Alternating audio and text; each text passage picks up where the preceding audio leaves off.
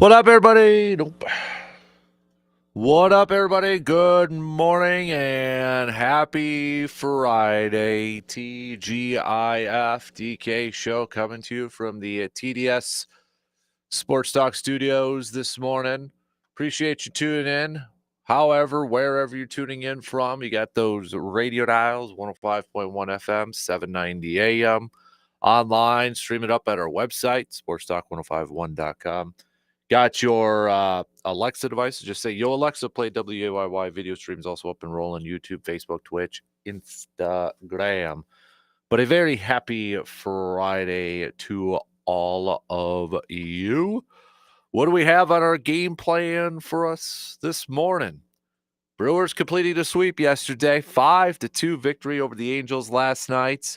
Magic number down to 4 for the division, 6 to get the home field throughout the postseason. So thank you to the Reds for helping out a little bit last night, taking down the Cubbies. But it was the Brew Crew picking up the 5-2 victory to complete the sweep. And now they hit the road to take on the St. Louis Cardinals. The final 9, we're down to single digits for the rest of the regular season.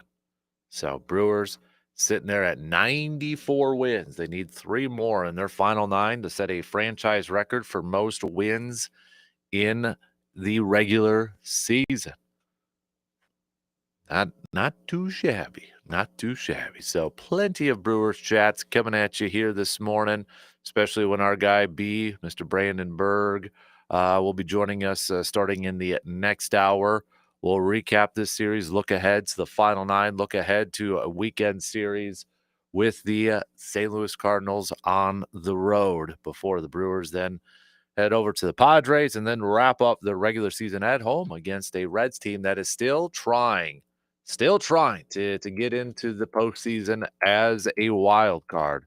I've got a feeling the final 9 games here, the final week and change is going to be some crazy, what going on down here because either whether it's in the American League, flip-flopping back and forth between the Mariners and the Astros, who's going to win that division? Because right now it's tied up. Both are 84 and 69.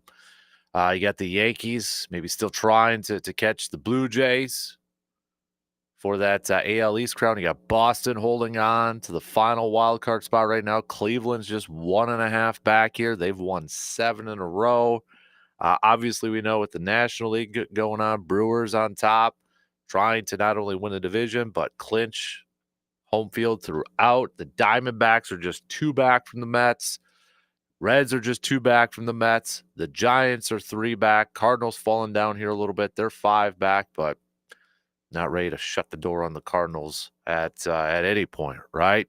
We've all been down that road before. So, but we'll talk some Brewers and look ahead to this weekend series coming up here in a little bit. It is a football Friday. Packers taking on the Browns. We've got keys to victory. What are your keys to victory? What are your key matchups? Who are your players who got to have a game? Packers, yesterday afternoon, the news trickled out that Tucker Kraft got hurt at practice yesterday, and was some questions about how serious it was. It didn't feel like it was a long-term issue. First reported out there from Schefter and the Ian Rappaports of the world, and then at first it was he's going to undergo some more testing. Ian Rappaport saying he suffered just a, quote, tweak, a little knee tweak, a little scare, checked out okay.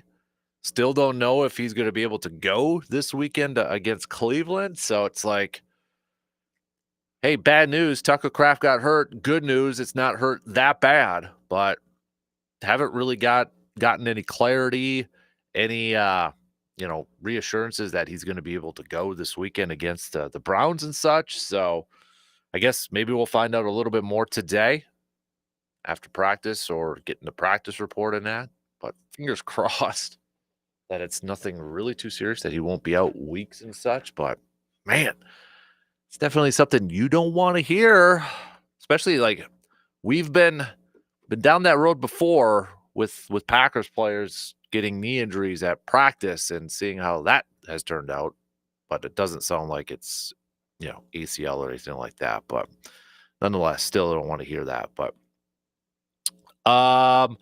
so we'll talk some green and gold, but send me your keys to victory. I've got my top 5 keys to victory, your key matchups in this game, and your players who have, quote, gotta have a game. Dudes who gotta have a game. Gotta have that game for the Packers to go to 3-0 to begin the season. All right. So plenty of Pack chats this morning on a football Friday. We'll throw a little Badgers chat in here as well as we get set for Big Ten play for the Badger football team tomorrow, taking on Maryland, looking to begin Big Ten conference play with a win and get to 3-1 on the season.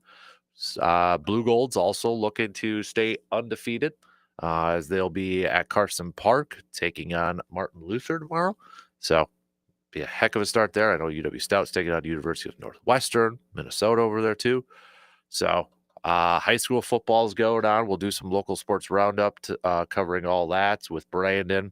Reed just picked up a win last night. We got the North and Memorial football game tonight. So, but we'll do some local sports roundup brought to you by our good friends from Carpet City Flooring Center in Eau Claire with Brandon coming up a little bit later on. And don't forget, with that, we've got the Blue Gold volleyball game tonight, taking on number 1 Whitewater. Blue Gold's top 25 team in the country as well. Free admission at the Sonntag tonight. If you've not been to the Sonntag Center before, here's a prime opportunity for you to check out the sweet digs.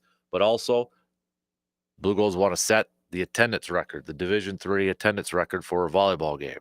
So, but we'll include all that in our local sports roundup coming up a little bit later on here. We've got Cream of the Crop. Who is your Cream of the Crop? You can play along with us and let us know by hitting us up with a text on that Shoe Doctors bullpen line, 715-830-1912, or join in on the chats on YouTube and such.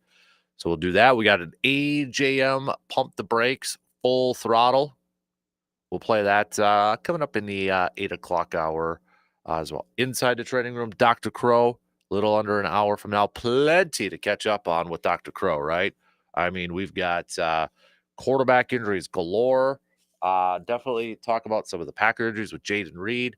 I'm curious. I know Matt LaFleur said timeline wasn't going to be that much of a big issue, but with him having the surgery to fix the Jones fracture along with the collarbone, clavicle, does it change the timeline, or are they similar timelines and such? So obviously talk a little JJ McCarthy and Joe Burrow too. So we'll catch up with Dr. Crow coming up in just under an hour from now. So that's your game plan for this morning.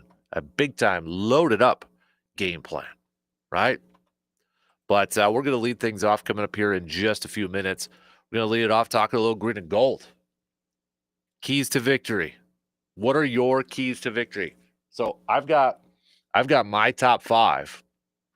You don't have to do 5 if you don't want. If you got a couple, if you got a few, whatever you got, or whatever you're talking about. What pops in your mind first? What is some of your biggest keys to victory for the Pack going up against the Browns?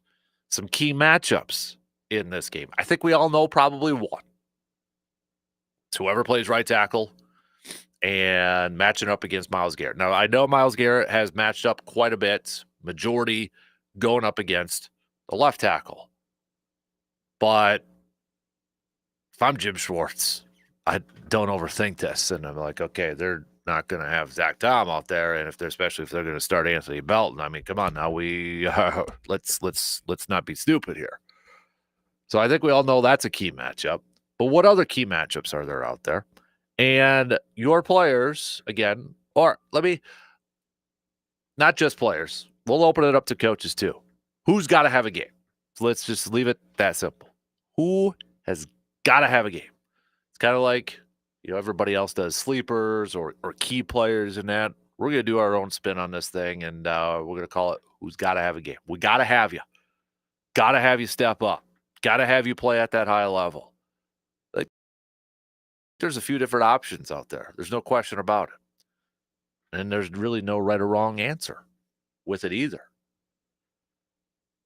Now, I know on paper, I mean, Packers, heavy favorites in this game, but I don't feel like it's going to be a blowout. I mean, I hope I'm wrong, and I hope it's a very comfortable victory. I hope it's one of those, games where we just felt like, all right, we got this in the bag. I hope it's not close going down the wire. I mean, we all kind of want that for our favorite teams and such, but I don't know. I think this defense can present some challenges to Green Bay's offense. But let's jump right into it, shall we? We'll take our first quick break and then get the leadoff going. We'll kick it off with keys to victory for the Pack and our Football Friday. Football Friday. Don't worry, we got plenty of Brewers talk as well coming up off their sweep against the Angels. Magic number down to 4 to win the division, 6 to get home field throughout. We got that coming up as well.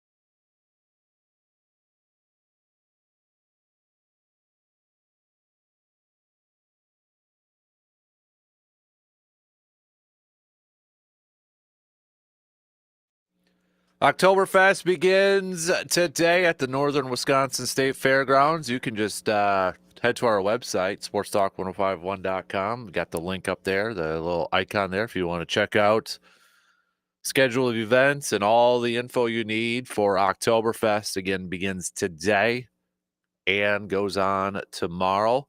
this morning at the Northern Wisconsin State Fairgrounds, kind of the kickoff to Oktoberfest. It's the 5th annual Kegs and Eggs, beginning at 8 a.m., going to 10:45.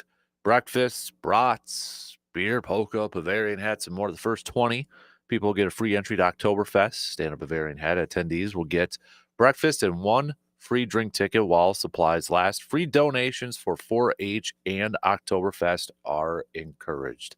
Thank you to sponsors, broadcast sponsor Savita, Amundsen's Appliance, and our good friends at Mike's Star Market on the west side of Eau Claire. So, happy Oktoberfest to all of you who celebrate. We got a football Friday coming at you.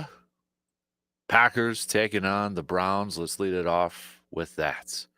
What are your keys to victory for the Packers? I've got my 5. I've got my 5. Now, again, like every week when we do keys to victory and such, there could always be more than just 5. But these were the 5 that really stood out to me when sat down and started to think about it. And number 1, I think it's pretty darn easy. It's protecting Jordan Love. And again, I think we're probably going to say this every single week. It's protecting the quarterback. It's protecting Jordan Love. But in this instance, if there is no Zach Tom, and I know he still practiced again yesterday in a limited fashion, I still have questions whether he's going to be able to go or not. But it's protected Jordan Love, especially this week, if you don't have Zach Tom and you got Myles Garrett lining up on the other side. Jordan Love has been fantastic this year in a clean pocket. I mean, we've seen Jordan Love and really kind of throwing the ball down the field a little bit more. So protection is going to be key, especially going up against this style of defense. We don't want Love taking any unnecessary hits. We don't want him to be hit a lot in this game. I mean, you don't want any quarterback to go through that. But you have to protect Love. You have to give him that protection. Whether it is in the Kraft thing now, kind of throws a little bit more in, kind of a question mark into this thing. But, leaving a tight end in line to help block, chipping, running backs, whether it's Jacobs or even Chris Brooks, staying back to help with protection. Maybe they put a tight end back there like a Sims or a Fitzpatrick, that a la fullback, H-back type of role. Whatever it is, you have to protect your quarterback, and it might come at the cost of not having an extra pass catcher out there just to make sure that Love is protected.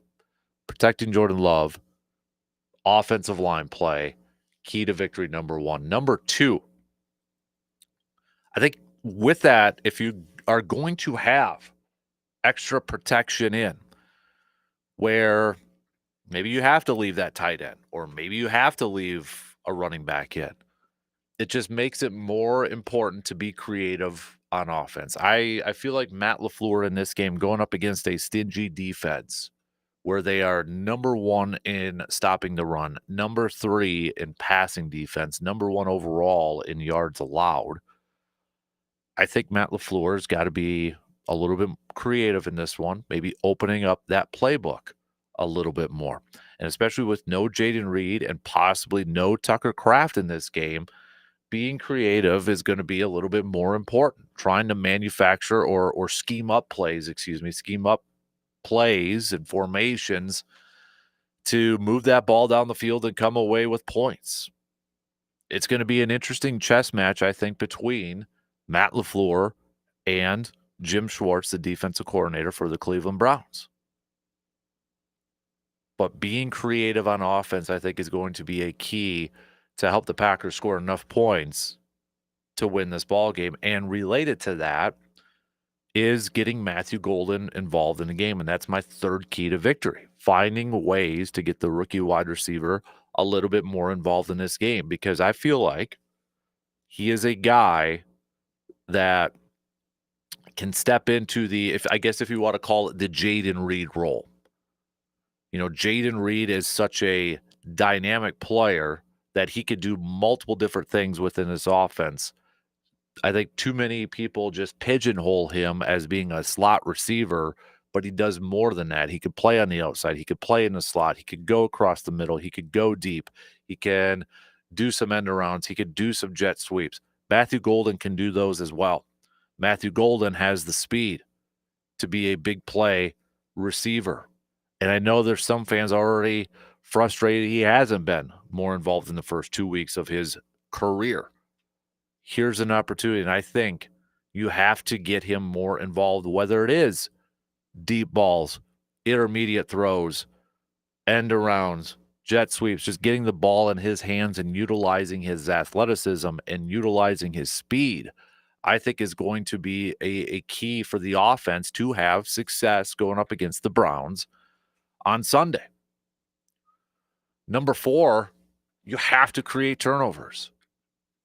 The Browns throw the ball more than anybody in the National Football League, and their offensive line allows more pressure than any offensive line in the league.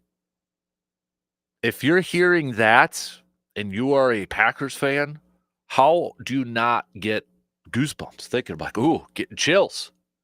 That offensive line is they allow the most pressure.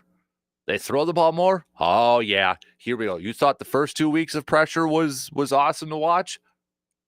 It should get you even more pumped up about this match.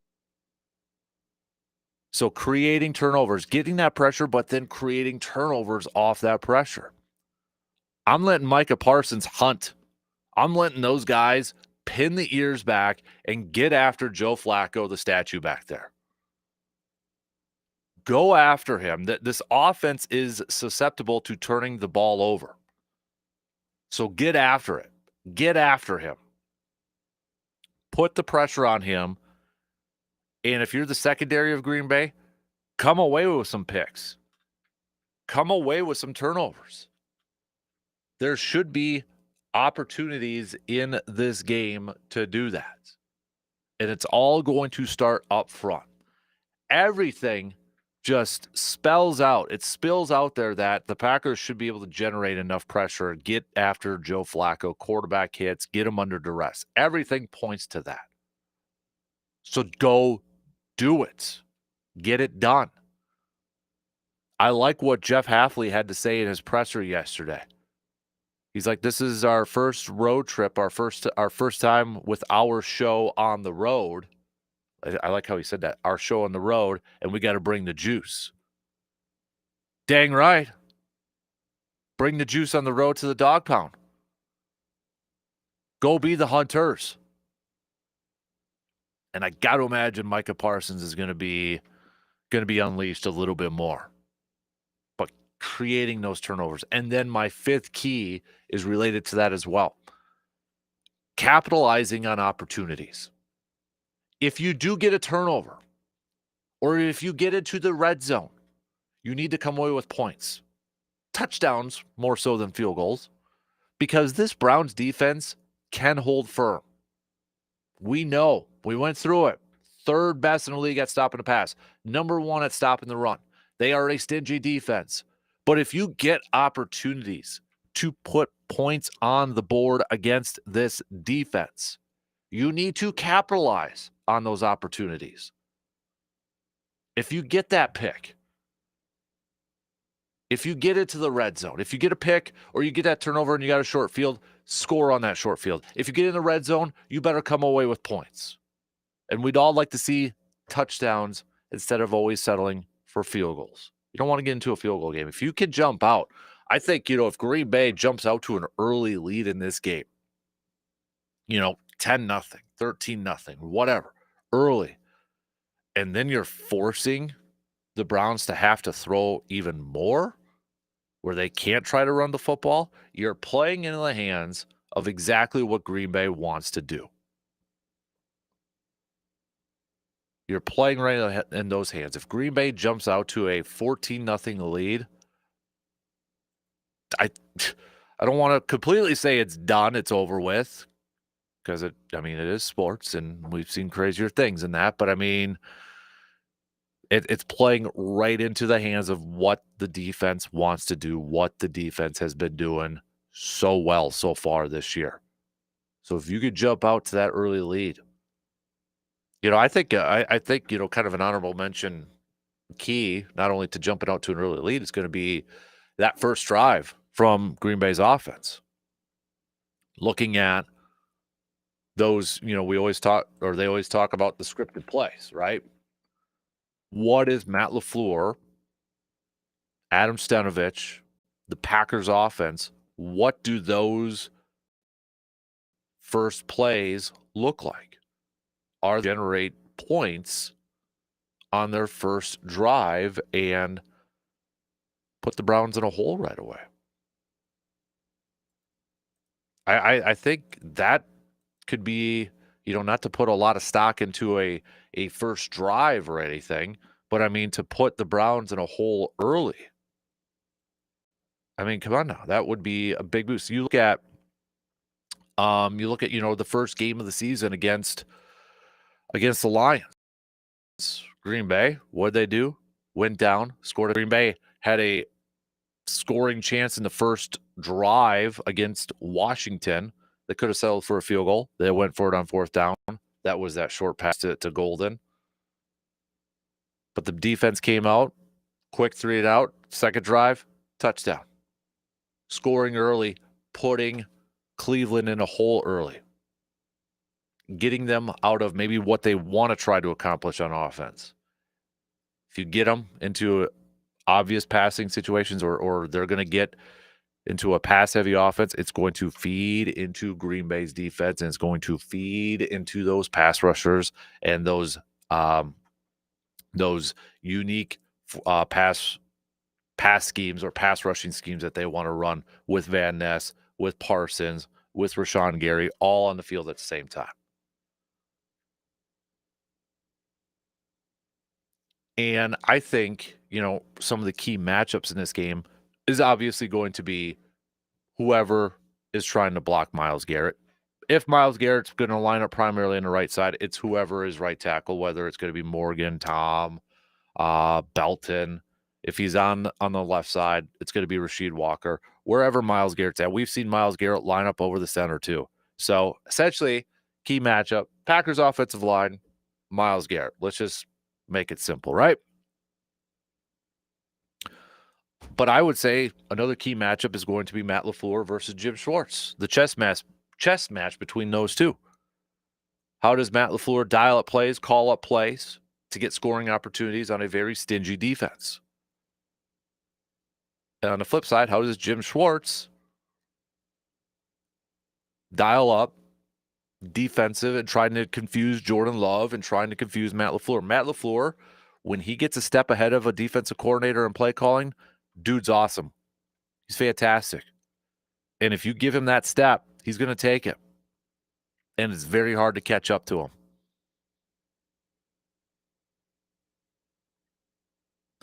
Other key matchups, kind of in this game too, I'm looking at, all right, your pass catchers are a little bit banged up for Green Bay. If Tucker doesn't play in this game, we know Jayden Reed's not playing in this game. Now you look at, okay, 2 of our top pass catchers are out of this thing. I still think they've got some decent depth. You still got Romeo Doubs over there. We mentioned Matthew Golden. Dontavian Wicks is coming off of a solid game.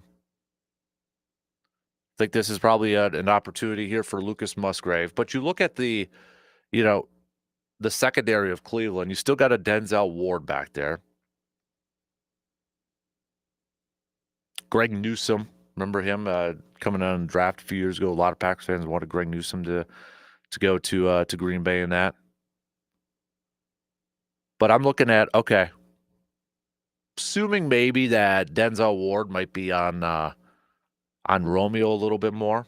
It's the Wicks, it's the Golden, it's those receivers. Savion Williams maybe getting more opportunities. Those receivers going up against the secondary of Cleveland. And then I would say another key matchup is going to be Green Bay did a better job of it in week 2 against Zach Ertz, but you got David Njoku tight end for Cleveland, whether that's Javon Bullard, whether that's another safety, whether that's another linebacker. But don't let him go out and just explode. And don't, I mean, if I'm Stefanski and I'm looking at, all right, what did the Lions do to get Sam Laporta the ball where he had 6 catches for 79 yards? You know, even in the Washington game, who was Washington's leading receiver? It was Zach Ertz, 6 catches for 64 yards and a touchdown. So if I'm Stefanski, I'm like, okay, maybe David's our guy. He's the guy that we have to get going in the offense. And so far, David this year's got 7 catches for 77 yards. So key matchup to me is going to be maybe that is Javon Bullard going up against David Njoku or whoever it's going to be. Xavier McKinney, Evan Williams, or a linebacker. That's a key matchup too. Now, who are my players who gotta have a game? I got a few. Not just players, people. People who gotta have a game. We gotta take a quick break and I'll tell you who they are. Coming up after these quick words.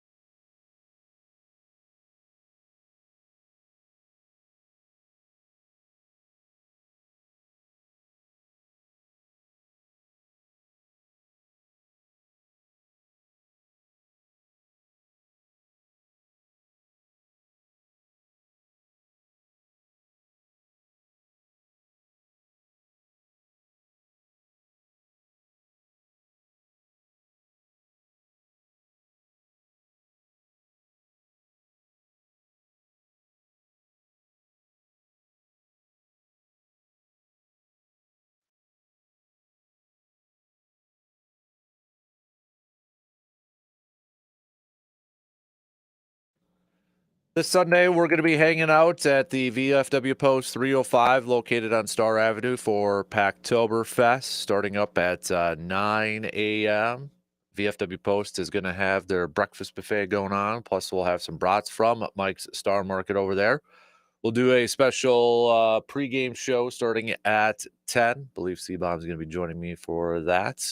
Some other giveaways and contests leading up to kickoff at noon when Green Bay takes on Cleveland. So if you got nothing going on or you're looking for somewhere to have some breakfast and such on Sunday morning before the game, stop on by, say hi, have some breakfast, hang around for lunch because they've got some deals going on, happy hour going on during the game too. So that's coming up this Sunday. VFW Post 305, located on Star Avenue in Eau Claire. So first of all, C-Bob says keys to victory are neutralizing Myles Garrett, winning the turnover battle. Player that has to have a game is Jordan Love. Cleveland's defense is legit. They absolutely shut down Derrick Henry. It's going to be tough sledding for Josh Jacobs. Jordan needs to distribute the ball and get out quick. Green Bay wins, but Cleveland covers. I think it'll be closer than we would normally anticipate.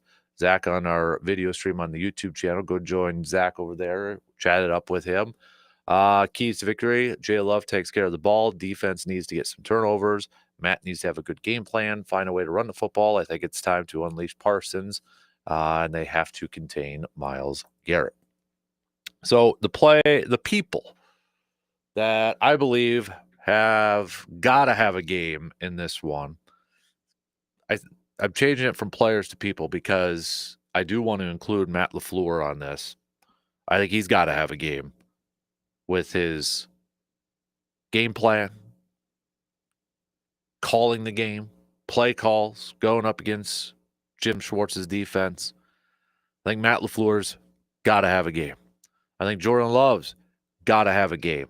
Now, I'm not saying I want to see Jordan Love throw for 350 and 5 touchdowns. I mean, that would be flipping fantastic. But got to have a game in terms of moving the ball, taking care of the football, and making sure you're not taking any unnecessary hits back there too. But with that, offensive line, got to have a game. Got to have a game protecting Jordan Love, especially on the right side. It's going to be tough to run the football. But if there somehow can get some tough yards with Josh Jacobs to open up some of those holes, that'd be a big boost too. But no question about it, offensive line, got to have a game. I think Matthew Golden's got to have a game. I think he's got to be I hope I'm wrong, but I'm going to operate under the assumption maybe that Tucker Kraft doesn't play on Sunday. We know Jaden Reed's not playing. Next man up. I feel like Matt and Romeo, assuming maybe Ward is going to be on him more times than not, but I'm going to go Matthew Golden just because of the versatility that he brings, the different things that you could do with him, using that speed and end arounds and jet sweeps and deep passes, short passes, intermediate across the middle. I want Matthew Golden to have a game. I think he's got to have a game. Defensively, I mean, okay, if Cleveland's offensive line is going to continue to protect up front or give up more pressures, I mean, you're looking at that front to have a game. You pick Parsons, Gary, Cooper, Van Ness, Wyatt, Walker. All those guys got to have a game. Make it tough. Make it miserable for Joe Flacco behind the line of scrimmage. Go out there and eat. Go out there and hunt. Get unleashed. If Jeff Hafley's going to unleash you and say, boys, pin your ears back and let's go do it. But I'd also put Xavier McKinney on this one. I'm not overreacting to his lack of interceptions like some fans are. And I know Hafley was asked about it as presser. I think McKinney spoiled us in his first year last year, beginning the season with an interception and how many games in a row. Kind of spoiled us, set the bar incredibly high. But I will say this. If Green Bay is able to generate pressure that I think a lot of us assume that they're going to be able to against Cleveland, he may be a benefactor of that. If Flacco's going to be throwing the ball up or, trying to stretch it down the field in that, I want to see the ball hawk, Xavier McKinney, maybe come away with a pick or two. patrolling the back end, being the center fielder at the back end.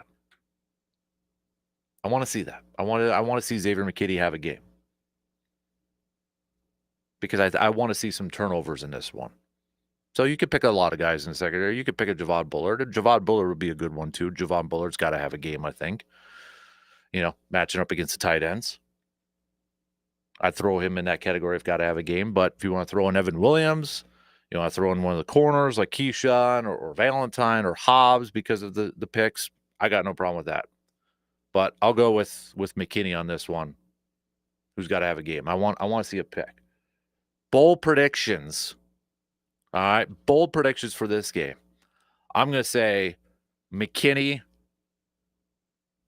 McKinney's going to, really bold predictions. Not just like, yeah, that's doable. McKinney comes away with 2. Let's do it. McKinney comes away with 2 picks in this game. And Matthew Golden gets over 100 yards. Over 100 yards and a touchdown. Those are my 2 bold predictions. I'll go with 1 on each side. McKinney gets 2 picks.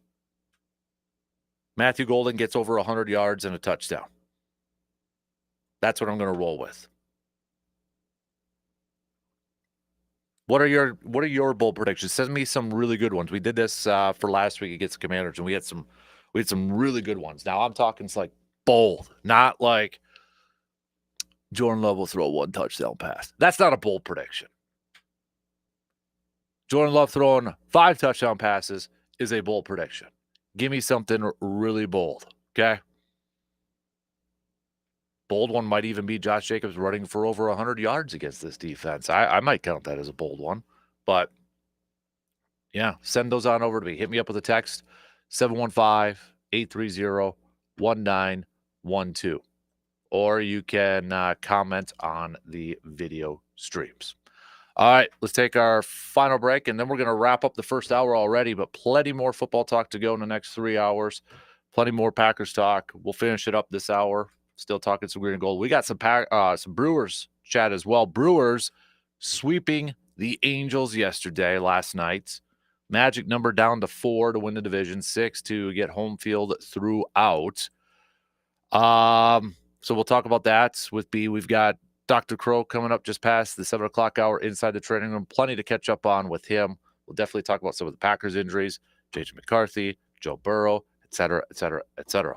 Lots to catch up on with him. So let's take our first break, or our last break, for this first hour. And we'll be back in a few minutes to talk a little more football as we close out this first hour.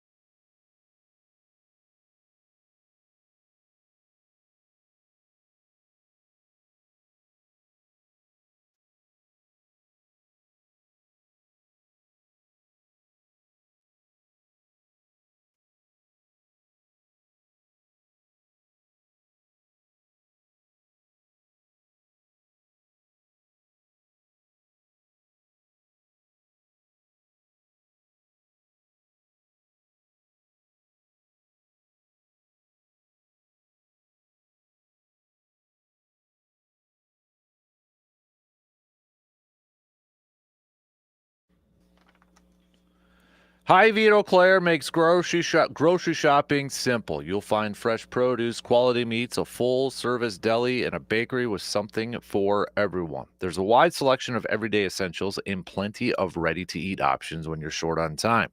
And if you're planning a special meal or you just want to unwind, their wine and spirits department has a great variety from local craft beers to fine wines and top shelf liquors.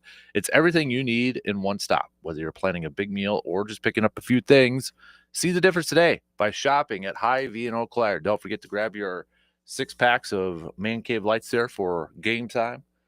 Got some Dan Good burgers also available at Hy-Vee. It's a perfect tailgate meal right there. No doubt about it. C-Bomb, you really need to work on your speech to text. You're lucky I could decipher this one. But C-Bomb says Dontavian Wicks will be player of the game. 10 catches, 120 yards, and 2 tuds. Eli says defensive line gets combined 7 sacks, and Musgrave gets 50 yards and a tutty. Tim in the Cooley region says Edrin Cooper has a big hit on Flacco, causing a fumble, recovers it, and scores a touchdown.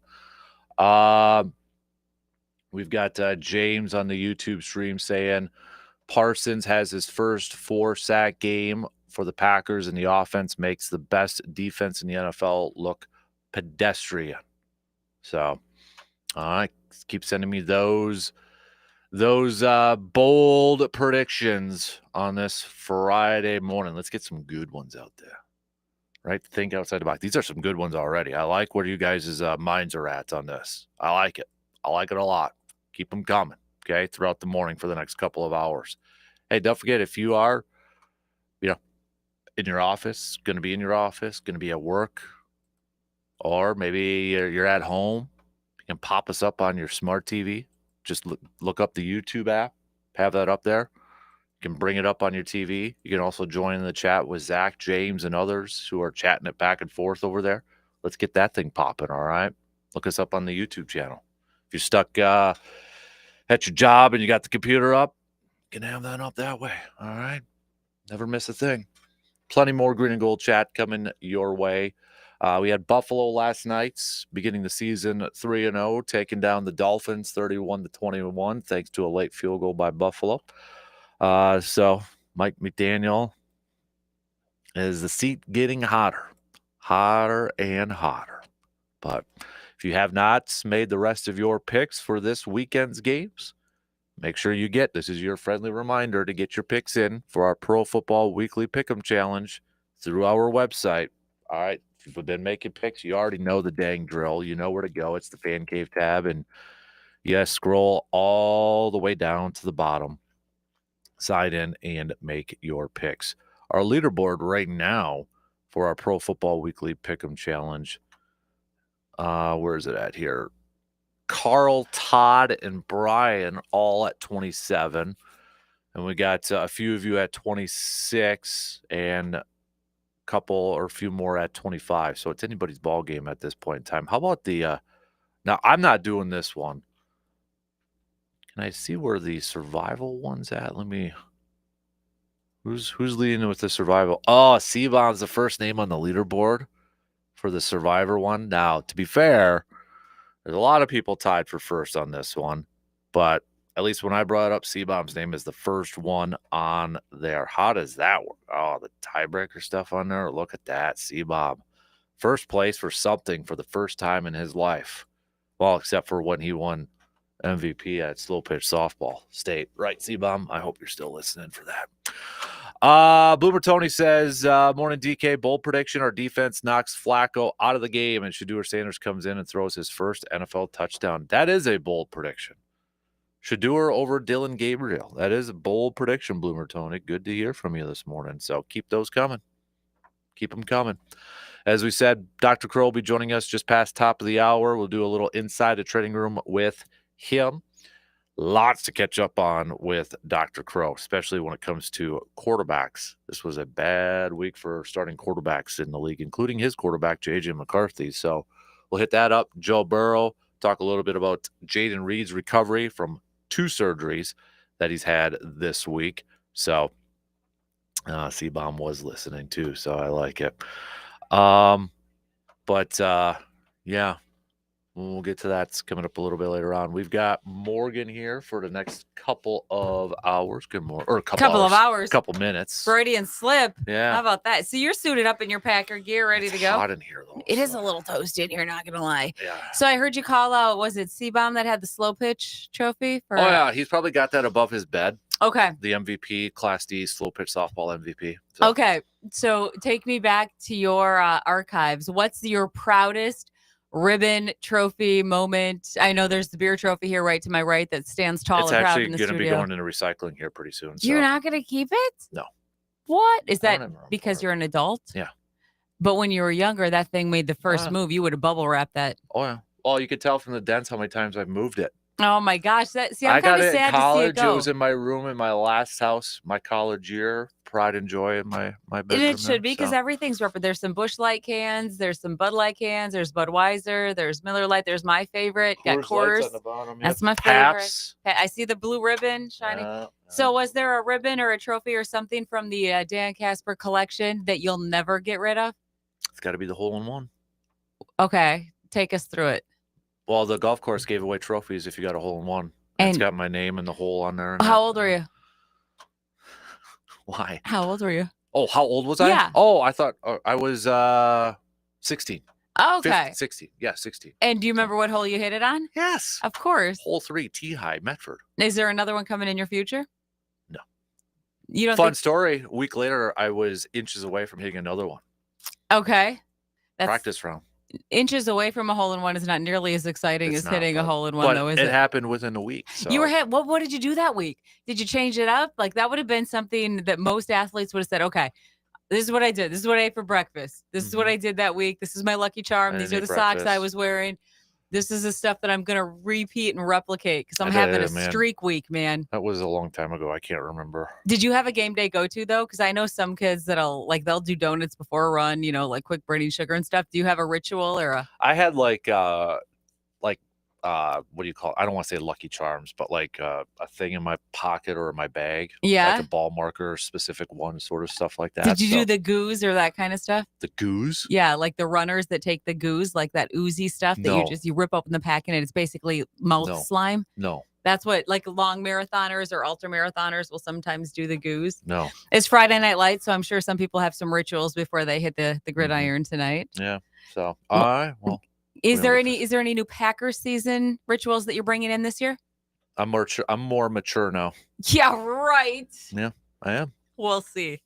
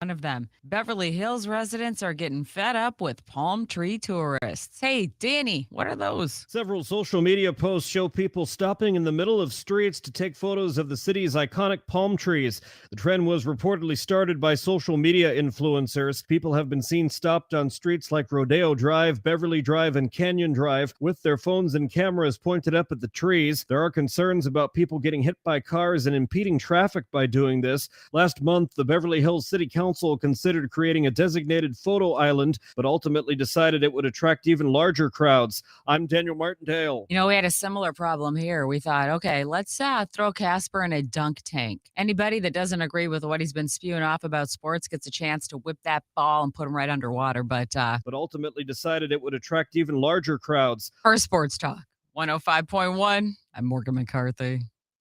A few scattered showers have popped up across the Chippewa Valley this morning, and these are going to continue to push northward over the next few hours. We are not looking at anything, though, in terms of a washout. Daytime high temperatures today will struggle, getting up to 73 degrees later this afternoon, breaking our 7-day streak of the 80-degree temperatures. Still a little humid out there from time to time.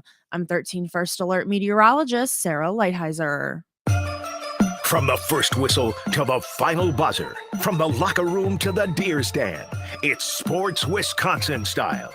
This is the Dan Kasper Show, your home for hard-hitting takes, in-depth conversations, and some fun along the way. All right, second hour kicking off right now on this rainy Friday morning, depending on where you're listening to us from. We'll get back to some more football talk coming up a little bit later on, some more green and gold talk, but you can continue to send us your keys to victory, your key matchups, your players or people who, quote, gotta have a game, some bold predictions. We've got Zach on the video stream here. He's going with Jay Love is going to throw 4 touchdown passes and 2 of them to Matthew Golden. So continue to send us those bold predictions. We've got some Brewers chats as well, some local sports roundup, another week of high school football. We've got the Blue Gold football team looking to remain undefeated tomorrow. Stout's going at it as well. We've got Blue Gold volleyball looking to set a Division III attendance record tonight.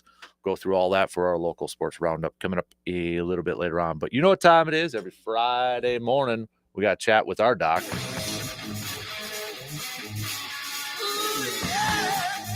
Paging Dr. Crow. Breaking down the latest in sports injuries. It's time for Inside the Training Room with Dr. Crow. On the Dan Kasper Show. He is Dr. Austin Crow, Chippewa Valley Orthopedics and Sports Medicine. First off, Austin, congratulations last night. Regis with a win over Durand, Arkansas. So good win to stay undefeated. Yeah, it was a big win. We came out opening kickoff return that helped set the tone, but it was a great game. Absolutely. So, hey, we got lots to catch up on, Austin. So let's start off with your quarterback, shall we? JJ McCarthy going to be out a couple weeks and such. Now, I know there were some fans out there kind of saying, well, finished the game and, already, declared out on Monday, like conspiracy theory fans out there and such. I mean, so I don't know if you're a part of that or not, but I mean, with this ankle injury, is it the high ankle sprain that's going to keep him out a couple weeks? Yeah. So, I mean, they showed the clip. It looked like a pretty classic hip drop tackle.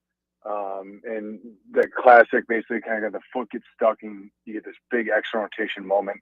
Which then really what it's trying to do, basically pull the tibia and fibula apart, which is the high ankle.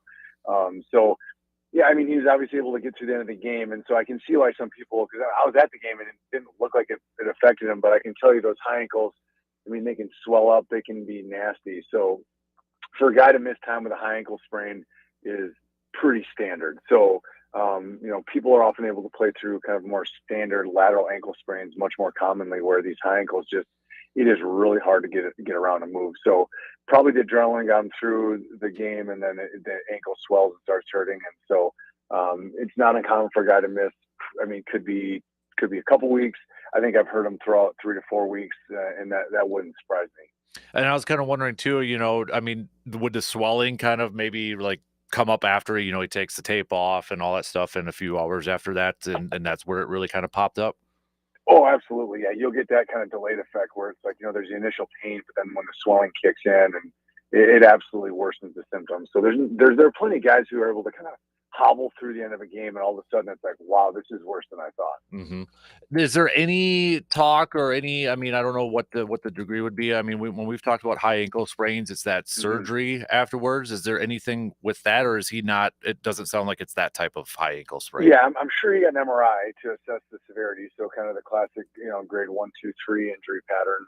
If it was a 3, he'd be getting surgery for sure with complete disruption of the high ankle, or what we call the syndesmosis. The grade 2s are a little bit more hit and miss. There was a trend there for a while where we saw some guys, I think maybe Tua had it in college. There's a couple college quarterbacks that had it where they'd get that tightrope procedure where we basically take a little metal button on each side of the, again, the tibia and the fibula, and we kind of squeeze the bones back together, and there's a really strong suture between them. Just to basically, those are probably for grade 2s where you do it to accelerate the recovery. But if they're already staying 3 to 4 weeks without any surgical intervention, it's going to be kind of more of a standard grade 1, maybe a low level grade 2 injury where there's a lot of fiber still intact. You just need to let it heal up and get the pain and swelling under control. And then Aaron Jones placed on injured reserve, at least out 4 weeks with that hamstring injury. I know since we're talking grades and such, I would imagine maybe at least I'm going to put on my doctor hat here, maybe a 2 or something like that to land I on think injured that's reserve. Yeah, for sure. If they right out the gates go injured reserve, it's a significant injury, absolutely. So, he's been a guy throughout his career who's struggled with injuries, no question about it. And this has been an injury that he's had in the past that's kept him out. So, hopefully he's able to bounce back well. But it's one of those things. I mean, especially in a position like running back, if you have a hammy that's not working, you just can't be on the field. So they went straight to the IR for him, and we'll see if he can get back at 4 weeks or if it extends beyond that. What's going on with Christian Darrisaw's knee injury? Have you heard anything or any input on that? Yeah, so I mean, the way they've been talking about it sounds like things are looking promising. I mean, there were some reports he was potentially going to play last week, and we definitely need him. Our O line is looking pretty porous right now. So it sounds like he's making good gains. So now it's kind of like a week by week at this point where they're going to see if they're going to start letting them get some more reps in practice, but they haven't really got him on the field yet for there. So I still think he's a little bit away, but they were hinting that he was maybe going to start getting on the practice field more. So it'll be interesting to see it. I mean, all reports sound like the knee's doing well. So that's obviously a great thing to see. I mean, anytime you have an ACL injury, a lot of guys get back, but it's not always perfectly smooth, as we know from previous guys. So at the end of the day, it's going to be kind of that transition of like getting them back on the practice field, seeing how the knee responds. And of course, what you don't want to see, of course, is that, all of a sudden the knee starts swelling and things like that, where you're worried about like a cartilage-based injury. And there's no reports of that. So overall, appears to be going well. Hopefully in the next couple weeks, we'll be seeing him out there. With moving over to first place Packers, by the way, had to throw that in there.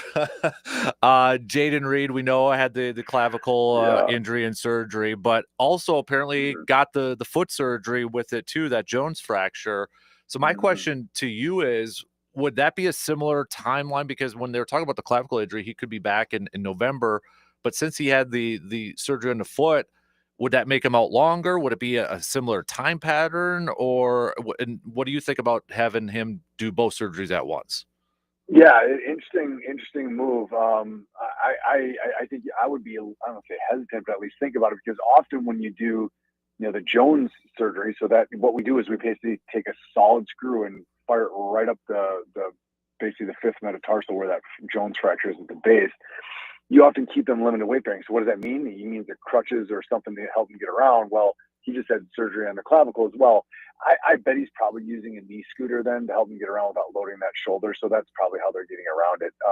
But if you look at timelines to answer your first question, I would say the clavicle, you're looking at about 6 weeks, give or take, depending on exactly what the fracture pattern was and how it heals.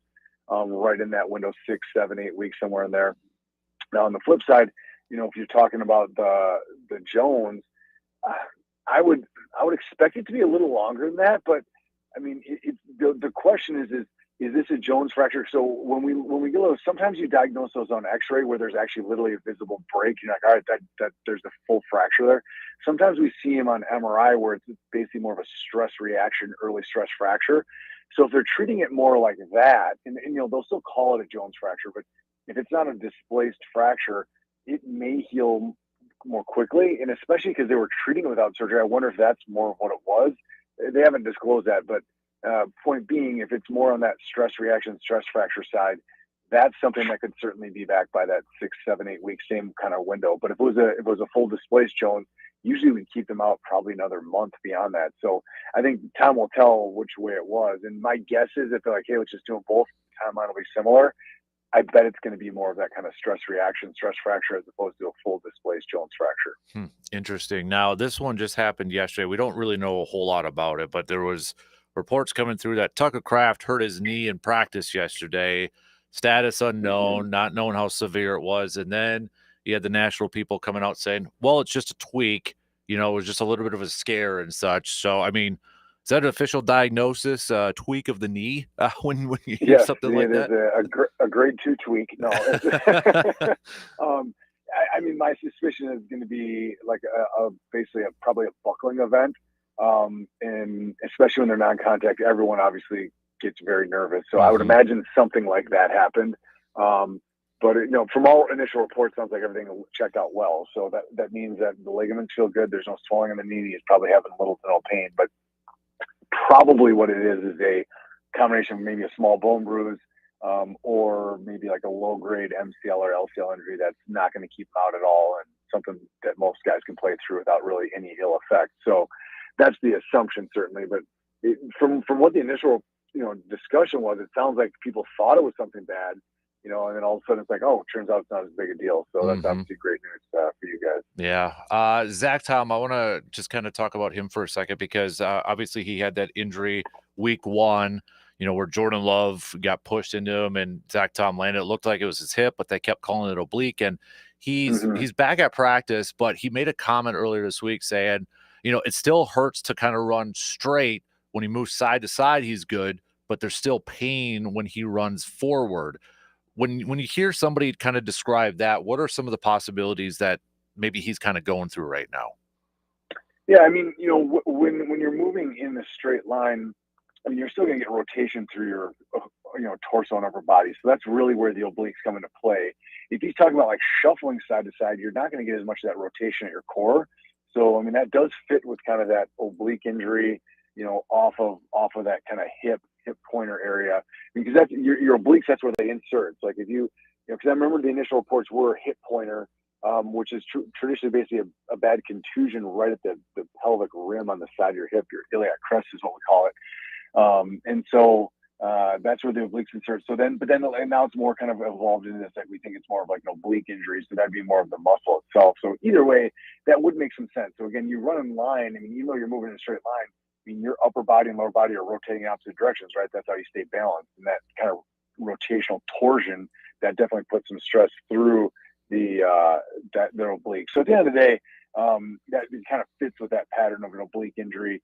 I mean, those things can be really things that nag and linger for a while. Not to the point where it's like, this is a serious career-ending issue, no way, but certainly something that could bother them a good chunk of the season. So hopefully it bounces back quickly, and usually they do. So I would expect it to resolve, but they just don't always go away.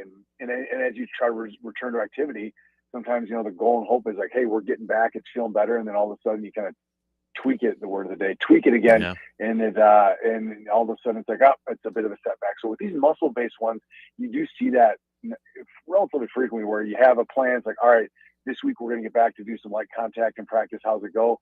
Turns out it doesn't go great, and it's a setback, and then you got to kind of reassess the next week. So it's probably going to be one of those week-by-week type injuries. All right, before I let you go, I was saving this one for last. Joe Burrow with that turf toe. I mean, what they said, grade 3 and all that surgery, and hasn't had surgery yet. It sounds like still kind of waiting for swelling to go down. But I mean, I know it feels like the Bengals are trying to be optimistic 3 months, but everything I've read says no, it's going to be longer than that potentially. So I mean, just how bad does this turf toe injury sound for Joe Burrow, and is there any any possibility it could affect the rest of his career?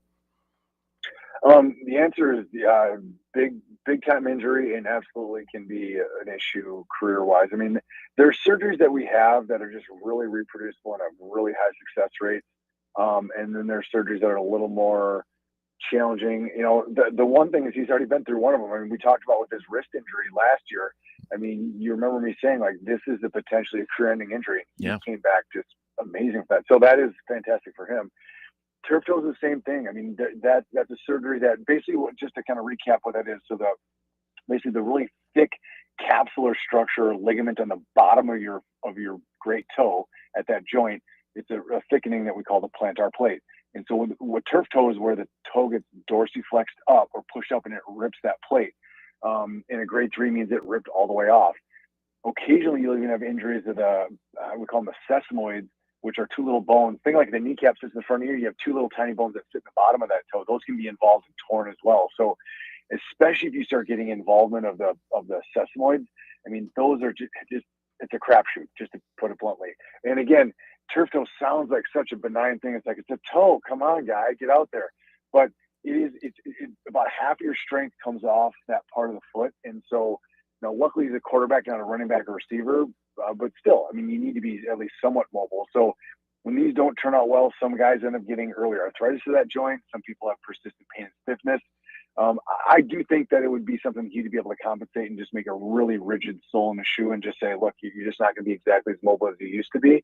So I really don't think there's any chance it's going to end his career, but could it affect his mobility for his career? It's possible. So this is definitely a serious injury. And again, turf toe doesn't sound like a big deal, but it is. It is. So this is going to be, and as far as your question on timeline, yeah, I'd say 3 months is very optimistic. I would be surprised if he gets back at that point, but there's probably some modifications they can make to a shoe that might make it doable, but I'm sure they're going to keep a close eye on with the franchise quarterback. They're not going to push it unless they think he's ready. Mm-hmm. Absolutely. Dr. Austin Crow, Chippewa Valley Orthopedics and Sports Medicine. Appreciate the time again this morning. Always love chatting with you, buddy. Have a fantastic weekend, and we'll catch up with you again soon, okay? Absolutely. You take care. You got it. Dr. Austin Crow again, Chippewa Valley Orthopedics and Sports Medicine. Let's take a quick break, and we'll get Brandon in here. We'll unlock the door and let Brandon come in here and join the fun. We'll be back in just a couple minutes.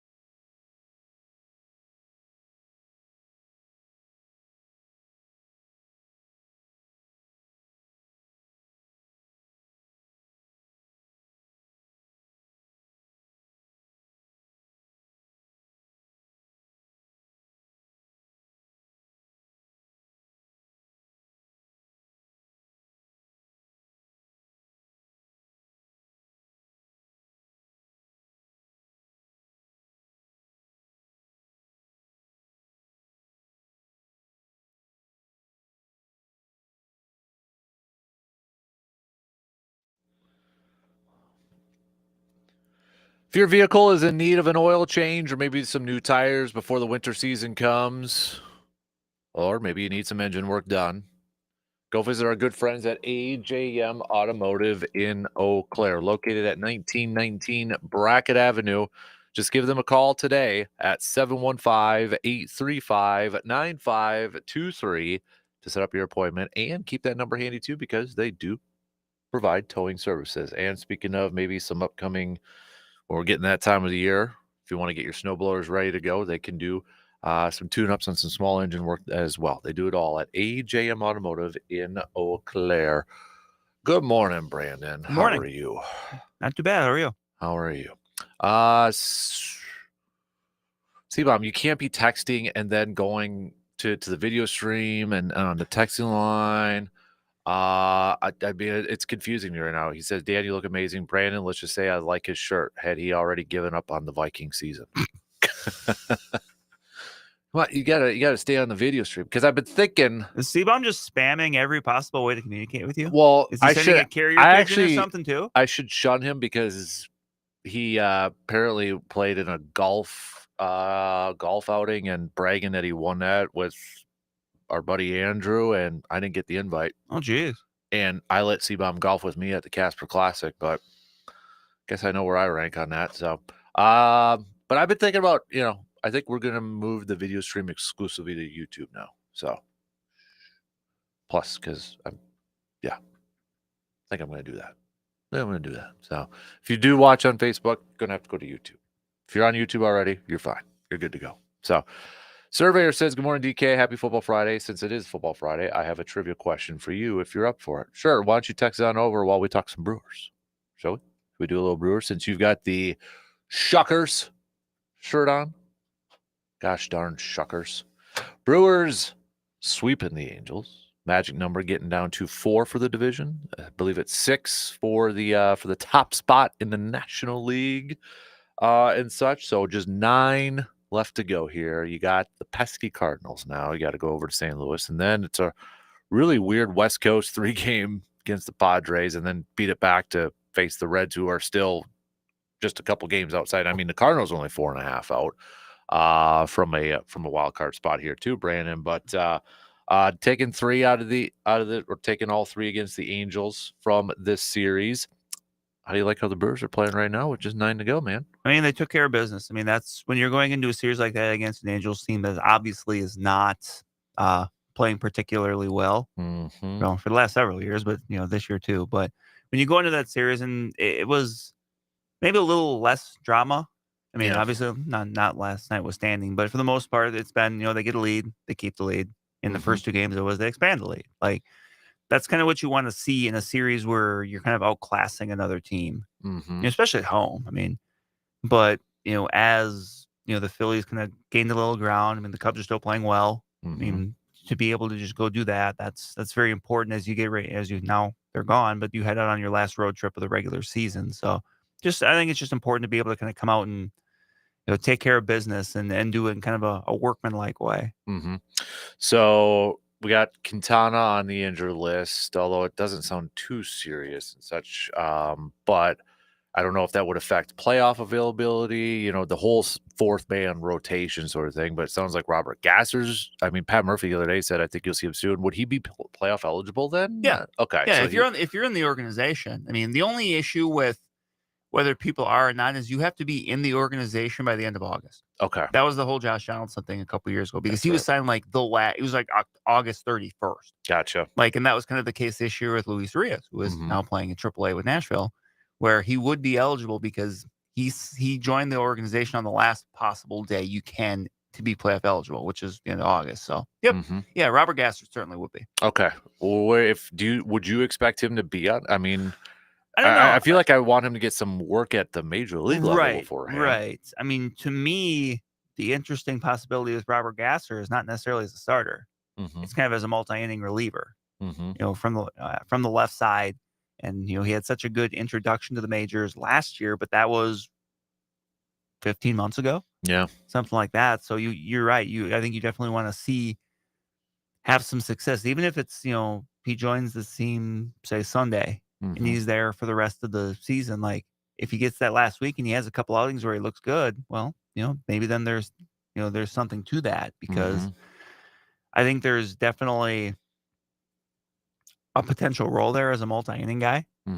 It's kind of been talked about that, for assuming the Brewers, get the buyout, past the wild card round to the DS, it's the best of 5, and with the way the schedule lines up, as Dominic Cotroneo said last week with you, you only really need 3 starters. Yeah. So maybe. Isn't that a unique thing that the Brewers have with their bullpen, is that they're going to have possibly multiple guys that can give you a couple innings when you throw in an Ashby, you throw in maybe if a DL Hall comes back or a Robert Gasser, and then if you throw in Miz in there and maybe that's a unique thing that I don't think a lot of teams have, right? It is. It's just something different that they can go to, if they need it, depending on the situation. Kind of maybe allows you to be a little bit more aggressive with how you utilize your starters, where if there's a day where, say for Brandon Woodruff, for example, just if it's just, he gets through 3 or 4 innings and you can kind of tell it's just maybe not quite clicking, you can kind of pull that lever, as opposed to, well, we kind of need you to get through 5 here. And then, there's just such smaller margin of error in the postseason. So with these 9 games left to go here, we're at 94 wins. I think it's fair to say, I don't want to jinx it, but I feel very confident they're probably at least going to get 97 and set the franchise record. Right? I mean, just 3 more wins. So. 3 more wins here. If they don't win 3 games in the next 9, little over a week, yeah, we're probably not going to be feel good going to the playoffs. Right. But nonetheless, I know there's still some hope for some fans hitting 100, which it's a cool round number, but I don't think that's the biggest thing here with this ball club right now. But offensively, what do you make of, especially in these last couple of days, Isaac Collins has not been getting ABs. Blake Perkins is beginning starts in left field, or center field, and Jackson Cheerios going over to left field here. Isaac Collins, fantastic, great player for what he's done for this year. But defensively, there's just something about Blake Perkins that makes me feel like I've got a nice warm blanket around me. Even like it was the other day, it was a solo shot home run. He just like casually went there and just casually tried to reach over and grab it. He didn't get it, missed it, but still it was just, gliding like a gazelle out there. There's just this comfort level. Right. And that's what he brings to the table. Blake Perkins is an elite defender. The bat, kind of comes and goes for him. It's a bonus if you get offense. Right. And he's the kind of guy, I think we saw it in August, where if he gets a start or 2 a week, offensively, that's fine, but he's not the kind of guy you probably want making 4 or 5 starts a week, just because, you're not going to necessarily, unless he's on a hot streak, get much offensively. But, it's just a balance. I think it's just a balancing act that, Pat Murphy's trying to figure out here of, Isaac Collins, he's no slouch in left field, but at the same time, if you can get elite defense in center field, you want to have that. And I think you saw it last night, even just with that big catch he had. Yep. That kind of was the turning point of the game. You mentioned, I don't know if you saw this, but MLB.com a few days ago did their Cy Young predictions, or not Cy Young, Gold Glove predictions. They had Isaac Collins winning it in left field for the National League. Right. It's been an interesting story for him, because he's not an outfielder by trade. He played a lot of infield in the minors. So he's kind of had to learn this on the fly. And, sometimes with Isaac Collins on left, it kind of looks a little wonky, but he generally, he makes catches. He's gotten a lot better on the routes he takes and stuff like that. So, but this is a Brewers defense that, once again, just especially on the outfield and up the middle, it's very, very strong. That's how they, that's something that they've really kind of leaned on to, be a cornerstone of how they try to go win games. Not a ton of at bats as of late here for Rhys Hoskins either. But we kind of knew that. I think when he came back, he kind of knew, like, hey, I'm coming back into a team that, look, Andrew Vaughn's, even though, look, he wasn't going to continue to hit like he did in that first month or so he's with the team, but, he's still come through with some big at-bats. Jake Bauers has been hot, so he's gotten some against righties, and that's, I think Hoskins, you're just kind of seeing him right now more in kind of pinch hit duty. If there's a spot in the 5th or the 6th inning where, hey, there's a couple runners on, and, he might pinch hit for Joey Ortiz. Right.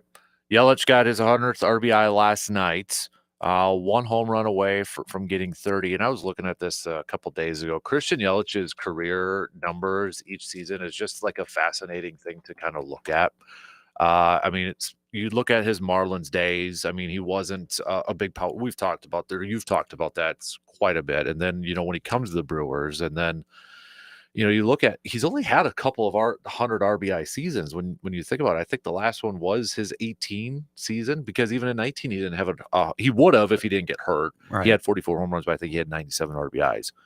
But then, you look at the averages. I mean, even last year, batting average was over 300. Not a lot of home runs. This year, he's the power guy, but the average is down. He is such an interesting offensive career for Christian Yelich. Right. It always seems like, every year kind of just tells a story. Yeah. And this year, yeah, you're right. You mentioned the average, the on-base percentage is down a little bit, maybe not stealing as many bases as he has, but he's providing something that, I think you can make the case the Brewers need more, and that's power. Mm-hmm. You know, I think with how this team is constructed, I think you're fine with maybe sacrificing a little bit of average on base and a couple steals to get more pop in the lineup, because you're kind of getting that other stuff from other players. Mm-hmm. Right. And I was just kind of going through all that stuff yesterday, or it might have been a couple days ago, and I'm like, dang, but then it's like a what if after that 19, because then it's just like, okay, 2020 was COVID, it was a short season, that sort of thing. But I wouldn't have thought, I think at that time, I'm like, okay, knee fracture, big time injury. I think he probably would have won MVP if he finished off that season. But did it really affect his career for a few years after that? That's the big what if and unknown. Yeah, I think it's possible. And I don't know if he's ever really said. Mm-hmm. And it's maybe one of those things where even if he didn't think it did, it might have. But it's just been kind of such an interesting journey, because then there was kind of a period where, I don't know if it was just the confidence in that knee or what, but like he was just more of a slap hitter than a power hitter. Mm-hmm. And, I think Brewers fans have kind of, taken that trade-off, because he kind of got back the last couple of years to being, at least he's productive kind of a thing. Yeah. Even if the power's not there, like he's still, 15 home runs, but that, he's kind of almost seemed like it was a bit of a sacrifice of power for average. Mm-hmm. And look, as long as he was out there, like being productive, like you kind of like, okay, you take that. But, right. This year, I'll be honest, I didn't think he had really any of these years left in him. Right. As far as the power goes. Yeah. And I think the biggest thing, he's just staying healthy. It took him some time. You remember a month and a half of the year, just how, poor his numbers were. Mm-hmm. I think it just took some time to adjust to being a DH. Mm-hmm. When you're used to being out in left field every day, and now you're getting 4 at bats, and it's kind of like, well, what do I do with my time now? Yeah.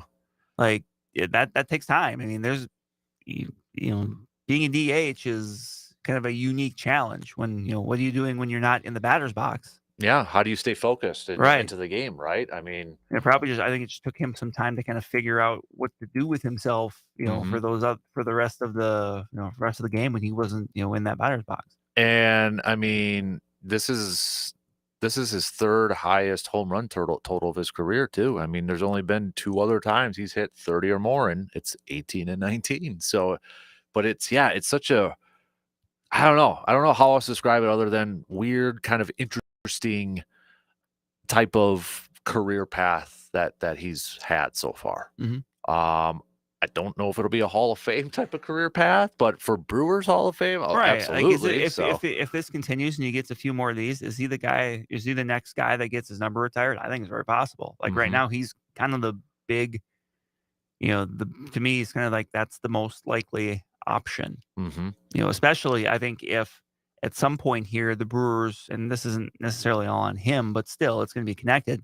If the Brewers pair any sort of additional postseason success with it, mm-hmm. if they were to make a World Series, mm-hmm. like then suddenly, this is someone that won an MVP, could have won 2, and is kind of putting up numbers and was a part of rare team success that reaching a level that this team really only had one other time.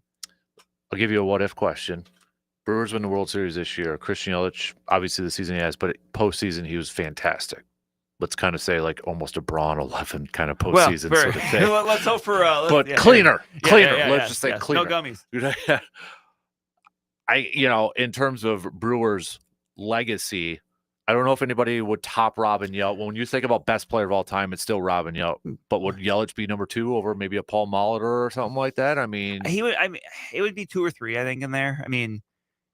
Those 2 still had longer careers with the Brewers. They're Hall of Famers. Mm-hmm. That's something I know. Molitor kind of had not a great split with the Brewers, so I think there's maybe it's not quite like with Yount where those 2 are just synonymous with each other. Yeah, but he's right there. Mm-hmm. I don't know if there's anyone else. I mean, obviously you can look and like, well, Raleigh Fingers, his numbers were better, but he wasn't a Brewer very long. Right. And that's kind of the thing. Like a little bit more longevity for Yelich, I think. Yes, I would say he would be in that conversation. I wouldn't put him above, maybe not quite yet put him above Mulder, but he would be right there. And in case Hudson's listening, Hank Aaron, Milwaukee Braves, back into the Brewers. No offense. We're not, Right. We're talking Brewers. Me and Hudson I'm trying to educate Hudson on the Hank Aaron era. So gotta love him though. All right, hey, let's take a quick break. We'll have some more baseball talk as well. Keep sending us your bold predictions for football, Packers and such. We do have some Badger chat coming up as they will begin Big Ten play tomorrow against Maryland. Lots more to get to. Hang tight. We'll be back in just a couple minutes.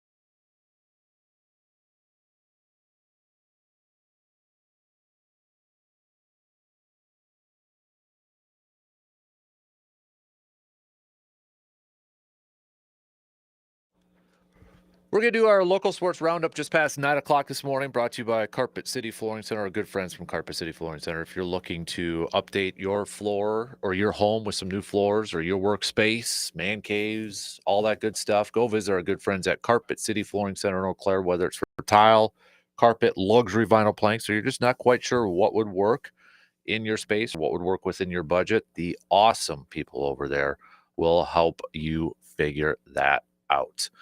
I don't know if Surveyor Sam has asked the question yet because I'm minimizing it because I want to do it off the cuff here. So I'm going to wait for a little bit because we did go a little bit long, so we got to take another break before the top of the hour here and such. But just to kind of continue our Brewers discussion here, let me ask you this question because Miz is getting the start tonight. Can he do anything in his last, let's say, 2 starts probably at most? Can he do anything in these next 2 starts to secure a spot in that starting rotation for the postseason? Could be, but I don't think it was going to be. It would be for the NLDS because, as we said, there with the way the schedule works out, you could do the 3. You could do the 3, even though I mean they'd like to give Brandon Woodruff a little more rest when they can, but I mean that wouldn't be up. That because there's no way you take Priester out, even though he's right. I mean this guy. In a few years, could we say I'm excited to see his trajectory now going forward? I mean, he's setting the bar really high right now. But I mean, we could be talking about it right now. Like I feel like if Major League Baseball awarded best trade, you got 2 options with Priester and maybe Vaughn as part of that. But I mean, I'm curious to look back at this trade in a couple years to see where Priester's at and just kind of throw the question out there. Did Matt Arnold just completely fleece everybody with that move? Could be. I mean, I think the on the Red Sox end, the return was a little bit better as the year went on, just because some younger guys started really to play better. But just looking at it strictly from the Brewers' perspective, I mean, what more could you have asked for? Yeah. Back in April when they made the trade, and people are like, "Well, who's that?" And it took a little bit for him to kind of maybe find his footing a little bit, but I mean, the guy hasn't lost in how long? 19 straight wins, I think they said, every start that he's had right now. Now he hasn't had 19 wins, but the team has won. Yeah. So that's what a starter's job is, or a bulk, or a few of them I know were he wasn't the starter, but he was the bulk pitcher because there was no opener. But still, that's your job, right? You give your team a chance to win, and he's done that.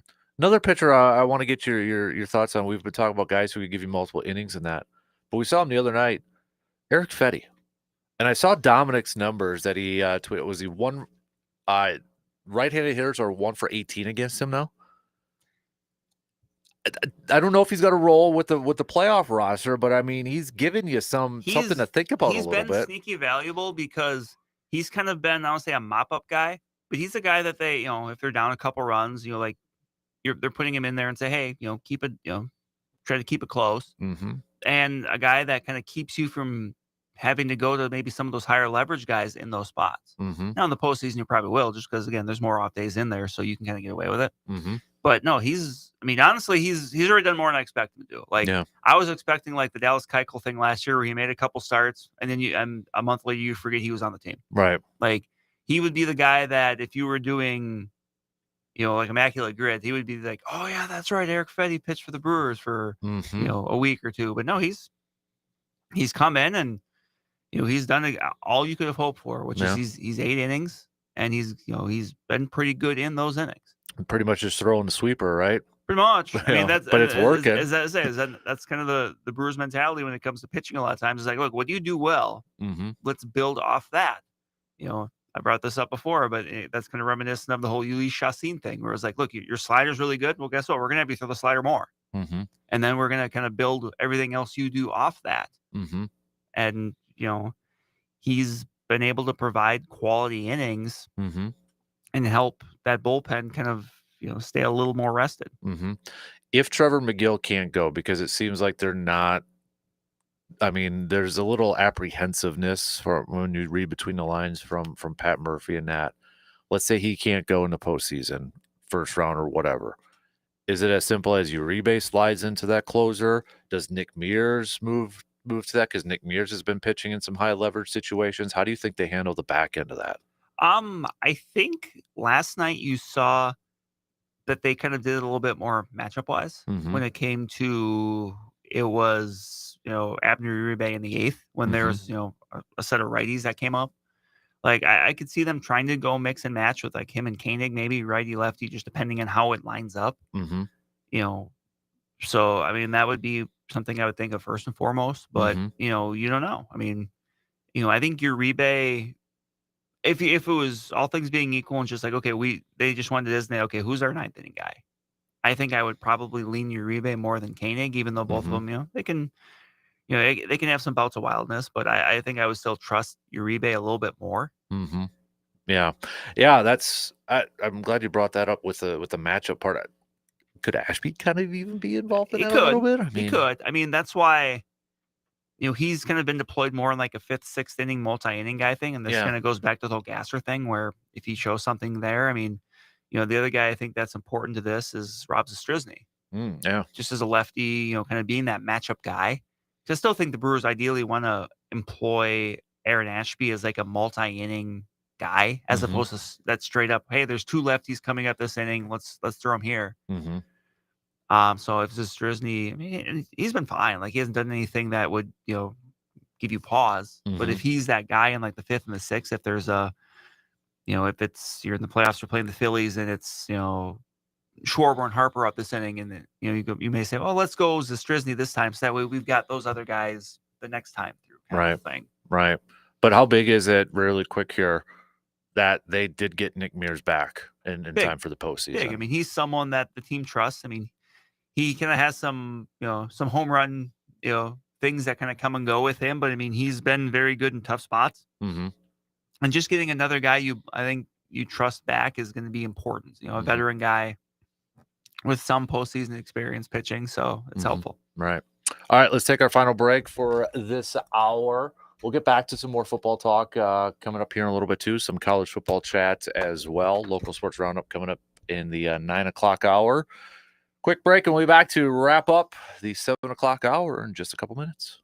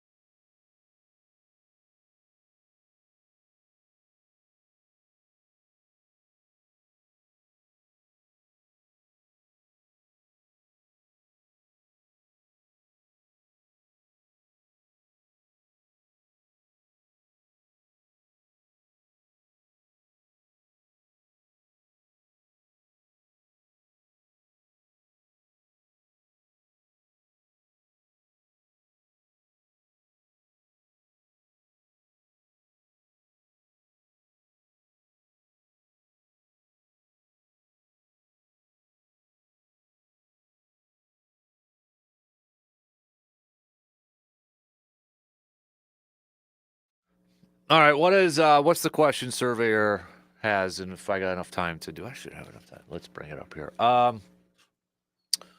Surveyor says in the history of the Packers, there have been 13 1,000-yard wide receivers. Can you name them?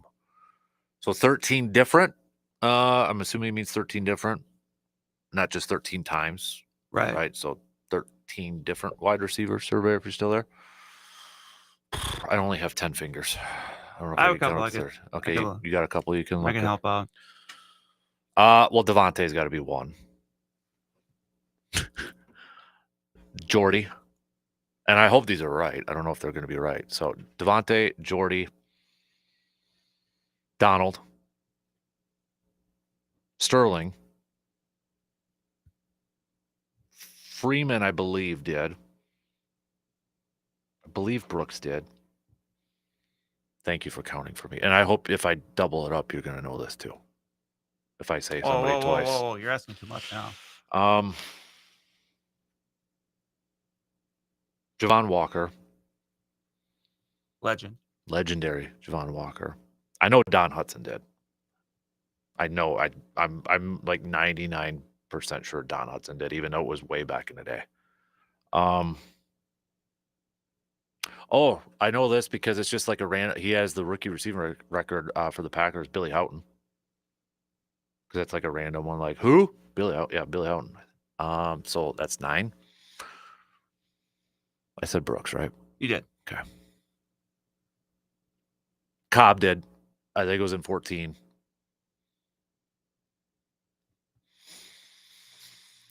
It's 10.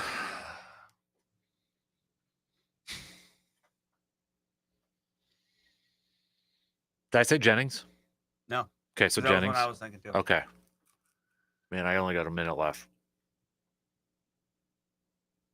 Oh, Lofton. James Lofton. Come on now. So that's 12? It's 12. One more. I don't think anybody from Antonio Chapman. I don't think anybody from like it's not McGee.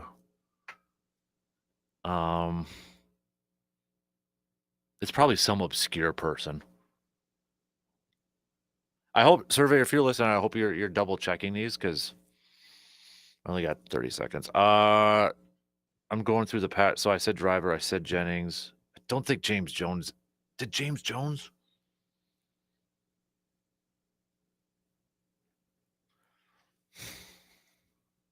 What? I'm trolling this up. I thought I only had one more. I know that. Yeah, 13. I'm not. You want me to hold up my feet too? Oh, okay. Yeah. Okay. I'm gonna kind of cop out and say 2. I think it's either James Jones or I don't know why he's in my head. I feel like obscure. I'm gonna go UW lacrosse alum Bill Schrader. Those are the 2, and I know it's one of those 2. I feel like it's one of those 2. I feel like. Was it? I'm maybe, I don't know. All right, we'll take a quick break. Third hour coming up after these quick words.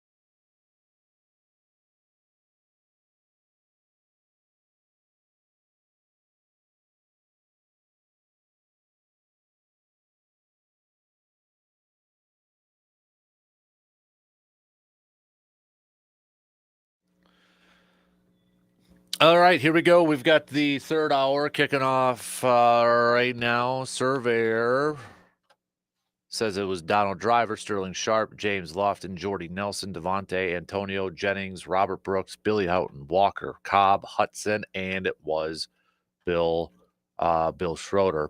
Ding, ding, ding. Good job. 1 yard away from 1,000, which you looked up too. 1 yard away from 1,000 and 2,000. So I'd still penalize me because I said 2. I said it was between Bill or James Jones. So I get penalized for that. I kind of copped out on that. So, but I like those. The only reason I knew the Billy Houghton one was because we were talking, I think, a couple months ago about Matthew Golden and season expectations, and looked up like who has the most rookie receiving yards, and it was Billy Houghton in a single. That's the only reason I probably would have gotten the Billy Houghton one correct. Don Hudson, of course. I mean, come on. I would have probably still said his name even if he didn't have 1,000 on there. So, all right, we got our Pump the Brakes Full Throttle coming up here in just a few minutes. Our AJM Automotive Pump the Brakes Full Throttle. Send me, since you're still listening, Surveyor, you're good for some bold predictions when it comes to the Packers. So send us some bold predictions. The rest of you, if you haven't done so, you can do that. Text it 715-830-1912. You can also join in on YouTube if you are at work, or if you're a business owner and you got a TV on, just put up the YouTube app and bring us aboard here and join in on the convo with the boys over there. So yeah, they're going back and forth over there. I think they're talking about my pumpkin spice latte yesterday, which I could really go for one right now, actually. So, but let's do some cream of the crop, shall we? Do a little cream of the crop to begin this hour.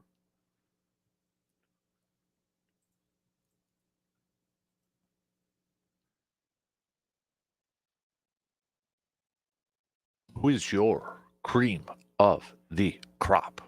I'm just gonna go back to last Saturday and just what a fun college football day. Like that's almost seemed like that was kind of the first like, okay, college football's here, because obviously there's a lot of great finishes and great games and stuff like that. Yeah. And, obviously the Tennessee Georgia one looms, but there was other ones in there too with the end of Notre Dame and Texas A&M. Like to me, that just like those first few weeks there were some good games, but it just felt like last week was the first week. It's like, oh yeah, okay, college football's here again. Like, and I just, as you know, someone that just loves college football. Love like, it. yeah, that hit. You love it. I'm going to go with a little bit of a ceremonial one. Clayton Kershaw calling it a career yesterday. I mean, after this season, he's calling it a career and such. So, I mean, we as Brewers fans have seen plenty of him. Oh, yes. The best highlight is Woodruff hitting a home run off of him in the playoffs, I will say. I mean, come on, that was so cool when it happened. Right. I mean, when pitchers could rake back in the day. But, I mean, he's one of the best. I think one of the last few pitchers, right? I mean, one of those horses. It's like the Scherzers, the Verlanders, it's the Kershaws, those pitchers there. So, tip of the cap to Clayton Kershaw. You look confused, profound. No, I'm just thinking because I've had for the bottom of the barrel, I had a couple I was kind of going back and forth on. I don't know if we're gonna do bottom barrel. I want to be positive. Okay. Unless you got one, we could do one more. Not really. I mean, these are two things that could just come up in conversation the rest of the day, and if they do, I'll just say I'm gonna start keeping more positive stuff about sports. I'll just find a way to utilize these two until things. we get to our rant, and then we'll get to it. You know. But I mean, these are some of Kershaw's 20th pitcher all time to reach 3,000 career strikeouts. One of 11 pitchers to win the Cy Young Award at least 3 times. Only pitcher to ever lead Major League Baseball in ERA in 4 straight seasons. Second lowest career ERA in the live ball era among pitchers. His .698 career win percentage is highest all time among pitchers with 300 or more starts. That's amazing. Right. So, and I think the thing too with Kershaw is, as his career went on, he changed how he pitched, just because of obviously his stuff changed, everything, and and he's one of those guys that had pretty significant shoulder surgery and came back. I mean, that's kind of, I think when Brandon Woodruff first got back, it was one of those Dodgers series. I think they talked about how him and Kershaw talked about it. Yeah, how you're going to have to change how you do things, and but you can still do it. Yep. Yeah. I don't know what his future is like, but I mean, you almost wonder if somebody wanted to hire him as a pitching coach or something like that. So I know we've seen that, but I think he won't have to do that if he doesn't want to. Right. Let's just say he'll be set pretty well financially. So yeah. So even though he's a Dodger and we've battled them. It's kind of I would say like an end of a generational type of pitchers. Yeah. If that makes sense. I mean, Yep. you would know more than I do about No, that. I think that's fair. So you want to do AJM Automotive pump the brakes full throttle on this one here, Brandon? Pump the brakes full throttle. This is going to be for you. Ready? Carson Wentz leads the Vikings to 4 straight victories in these next 4 weeks. Let's say JJ's out for 4 weeks. Okay. What? Well, I'm going to pump the brakes because in the next 4 weeks the Vikings. Next 4 games. I'm going to pump the brakes because that 4th game is against Philadelphia. Right. But let's say he does. Okay. For this argument's sake. Okay, let's say 3. Let's say he leads them to victory 3, and he plays like he was at that MVP level before he tore his ACL. Like he's just dominating. Pump the brakes full throttle. Carson Wentz should remain the starter if JJ McCarthy is healthy. I'm gonna have to go full throttle. Yeah, look at that. And the reason I bring this up is because of the situation the Vikings are in, where like it'd be one thing if JJ McCarthy was a starter and they said, okay, well, we're gonna see what happens this year. This team was built with the idea of contending. Like there's a lot of veterans in that locker room, and for me, even as much as they may like JJ McCarthy, and it sounds like they do, like it would be tough to come off that bye, say you're 4-1 because you beat the Bengals, you beat the Steelers. And you beat the Browns. Yep. You come back off the bye week and you play the Eagles, the Chargers, the Lions. Yeah. And I think the Ravens after that. Like if you win those games and Carson Wentz looks good. I mean, if they win and he throws 150 yards and 2 interceptions, okay, then that's different. But like if he's got kind of this offense kind of humming, like it's kind of tough to go back to that. Like especially for all those veterans that came probably like a Jonathan Allen, Javon Hargrave that probably came to Minnesota in part because you were expecting to contend. Like it's kind of tough to do that at that point. And that's obviously there's a bunch of different scenarios that can develop out of this next month or so. Like, but yeah, that's when if that happens, like you kind of can't. Yeah. If Carson Wentz is playing at a good level. Let me ask you this as a follow-up. Obviously, you want the wins. But do you want to be in that situation where you're like, which quarterback do we play? I'm going to say yes, just because I'm still going to. You want the W's. You're going to pull for the team that wins. Kind of one of those you cross that bridge when you get there thing. But it's a unique challenge, and obviously that would be something where if they got to that point where, you just when you have a young quarterback, you don't want to end up being in a spot where you kind of have to play hokey pokey a little bit. And the injury, but let's be honest, the 7 of the 8 quarters so far for JJ McCarthy were not good. He wasn't alone in the reason the offense struggled, but he's going to be at the forefront of it. Yeah. So, yeah, that's one of those problems where like, well, if it happens, you cross that bridge when you get there. But it has the potential to be an interesting thing. Before we get to, we have a few people that want to know this, Brandon, from your hot chocolate. I don't know if this is a thing, but from your hot chocolate last week that C-Bomb dropped off for you, was there mini marshmallows or a large one in there? Or was there any? I don't know if there was any in there. Okay. They want to know. I don't know if there was any in there. They're saying, and I'm just trying to even if say they melted and it was just like, at the top, like I don't remember a marshmallow taste in there. Apparently, because they were bringing it up the other day and they're like, did we get confirmation yet? So, no, as far as I know, I don't know if there was marshmallows in there. Okay. Well, then I blame C-Bomb for that, for not putting marshmallows in there. All right. Would you have rather had a big one or a small one? I go with a bunch of small ones. I would probably say the small ones. After a little bit, though, it just kind of melts together anyway. So it kind of is just one big one. But I would probably say the small ones. Yeah. I would agree. Small ones, multicolored, mini, large. No, chat, C-Bomb. He just said none. Okay? He just said none. I don't think there's any. But you prefer having. Yeah. There you go. Now go and bring us some. Let's go pump the brakes, full throttle, Brandon. The Brewers will somehow still get 100 wins this season. I'm going to pump the brakes on that. I think they're going to, I think they'll set the club record, which is 96, I think. That would tie it. So 97. But 96 is the record right now. Yep. I think they'll get above that. But means at this point, you've got St. Louis, San Diego, Cincinnati. You would have to win 7? Because they're at 93 now. They're at 94. Okay, so they have to go 6-3. So that's doable. That's possible. Yeah. Nah, I'm gonna. You'd have to go 2-3 in each series. Right. I'm gonna say they get to 99. I'm gonna go 98, 99, 98 and a half. which beginning of the year, I think I said 88. And I seemed like I was maybe one of the more optimistic. Yeah, you were. Because I think I had 82 or something like that. Surveyor says, of course, C-Bomb would skimp on the marshmallows. So, yep. I'm going to pump the brakes too. However, the follow-up to that, if they sweep the Cardinals, now does that change it? Yeah, because I think it's possible. Because that's 97 then. Yeah, I think it's possible. I mean, then you're just going, you need split. So, I mean, even if you lost 2 of 3 to San Diego, you can come back and still 2 or 3 against the Reds. So, no, I think that, that makes all the difference in the world. Yeah. Pump the brakes, full throttle. After what we saw with the tush push last week, and now apparently reports that they're going to be called tighter. This will be the last year we see the tush push in the NFL. I'll go full throttle on that. And here's the thing. And this is actually one of the things I was thinking about for the bottom of the barrel. I have no problem with the tush push. What I have a problem with is it not being called correctly. Legislated correctly by officials. Yep. That's what annoys me. When, I mean, obviously we saw examples, here early on in the season of, okay, there's false starts that aren't getting called, or there's been times where maybe the center, after the ball is spotted, takes the ball and moves it up. Like, that's kind of what irks me a little bit. It's like, well, they say, well, it's a tough play to legislate. Well, tough. That's your job. Like, it almost seems like there's times where officials, they're lining up for the tush push. Well, we know they're just going to get it. So let's, it's almost like they just kind of like take a break and say, like, okay, well, I guess we can take this play off, so to speak. Like, no, you got to still call it close. Like, that's the part of it that kind of bugs me a little bit. The actual play itself doesn't. As long as it's, if it's being done within the letter of the law, fine. Because it's not something everybody can do. Yep. Everybody has done. I completely agree with you.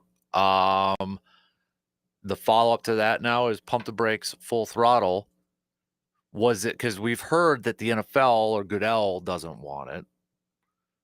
Pump the brakes, full throttle. Did that get a little extra coverage with the camera angles and the commentary to expose it a little bit more? Are you saying there might have been a bit of a narrative that they were keeping a closer eye on? Yeah.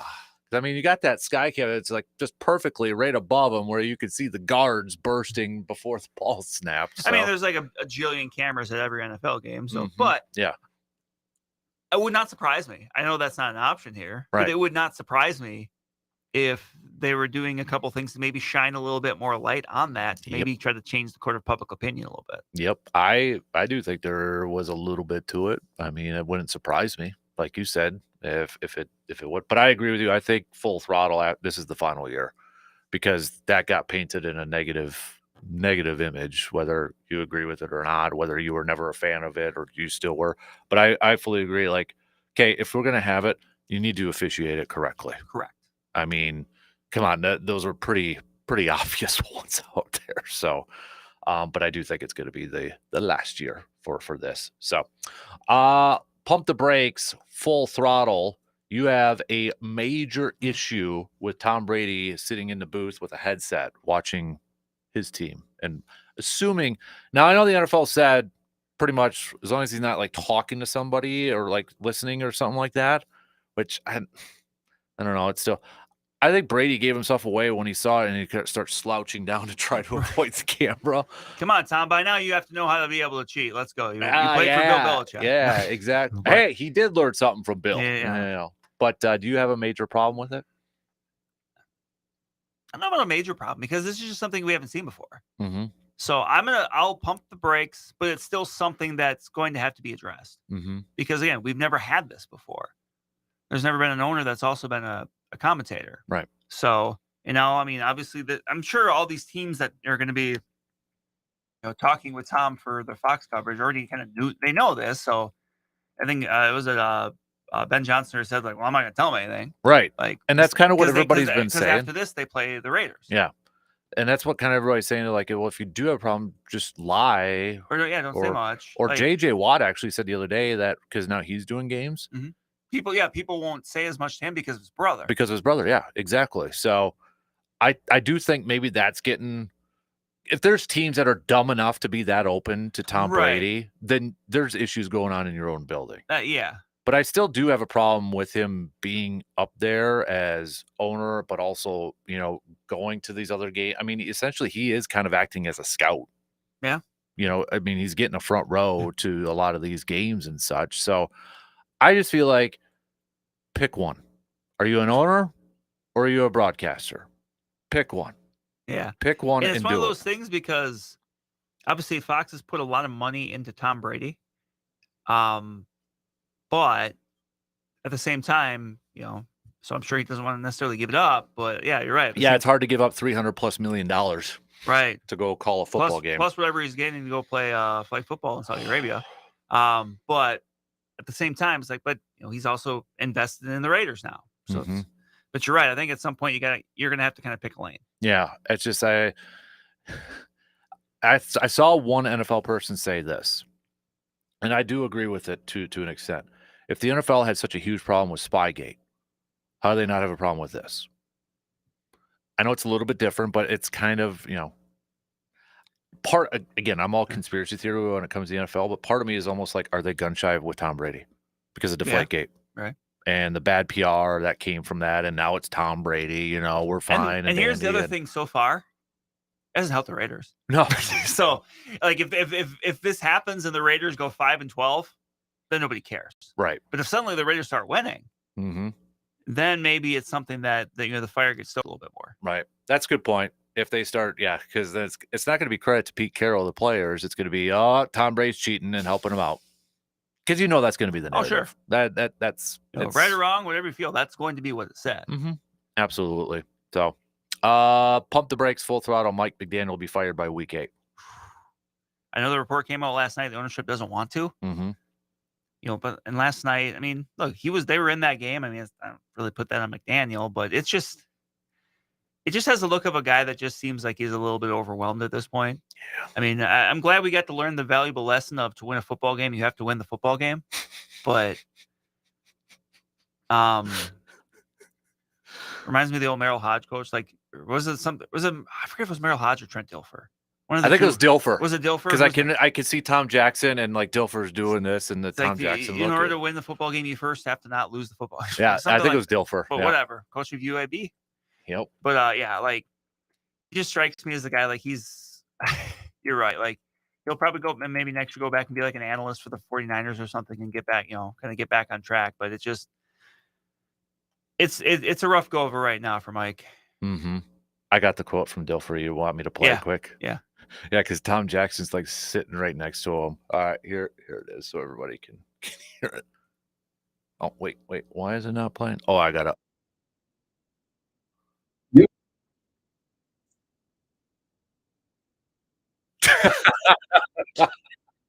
need to get that up on the soundboard. I should. I'm gonna save that one. So apologies, Merrill Hodge. It was not you. You cannot. It's like Jordan. The ceiling is the roof. That might be a top 5 for a podcast. Top 5 bad sports quotes? Yeah. Top 5 bad one-liner sports related. That one might take the cake. Yeah, that's solid. I wonder if that's what he tells his UAB team. No, they haven't got the message very much because they haven't done very well. Bomb. All right. That's our AJM Automotive Pump the Brakes Full Throttle. Let's take a quick break, and we'll be back with more. We'll talk some football coming up after these quick words.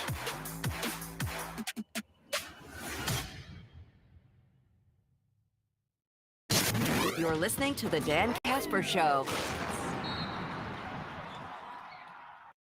When it comes to your home, nothing changes the look and feel quite like new flooring. And I could tell you from experience, when I needed quality, service, and a team I could trust, I went to Carpet City Flooring Center right here in Eau Claire. They've got it all: carpet, luxury vinyl planks, tile, you name it. And it's not just about the huge selection, it's the way their team takes the time to listen to help you find the perfect fit for your style, your needs, and yes, your budget. From the moment you walk in, you feel at ease. And when it's time for installation, Their professionals handle it with care, precision, and respect for your home. If you've been thinking about updating your floors, now's the time. Stop into Carpet City Flooring Center in Eau Claire and see for yourself why they're the place people trust for flooring done right. They're located at 3109 East Hamilton Avenue in Eau Claire, and you can always check out their website at carpetcitywi.com. Carpet City Flooring Center, they'll floor you with service, selection, and savings.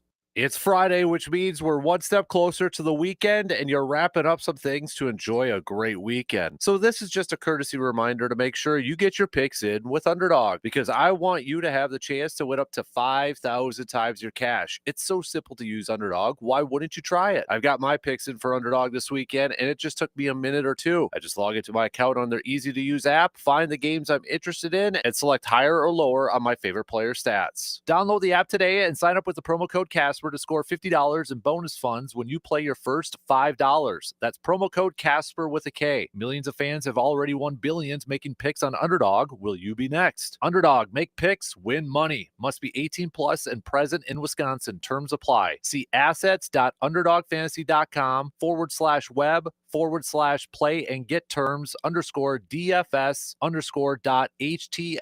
for details. Concerned with your play? Call 1-800-GAMBLER or visit ncpgambling.org. The NFL season is rolling along. Download the DraftKings Sportsbook app. If you haven't done so, make sure you use the code Patrick. If you use the code Patrick, you get $200 in bonus bets instantly when you place your first $5 bet. Plus, over $200 off NFL Sunday Ticket from YouTube and YouTube TV. In partnership with DraftKings, the crown is yours. Gambling problem? Call 1-800-GAMBLER. In New York, call 877-8-HOPE-NY or text HOPE-NY 467-369. In Connecticut, help is available for problem gambling. Call 888-789-7777 or visit ccpg.org. Please play responsibly on behalf of Boot Hill Casino and Resort in Kansas. 21 plus age and eligibility varies by jurisdiction. Fees may apply in Illinois, void in Ontario. Bonus bets expire 7 days after issuance. See sportsbook.draftkings.com/promos. NFL Sunday Ticket offer for new.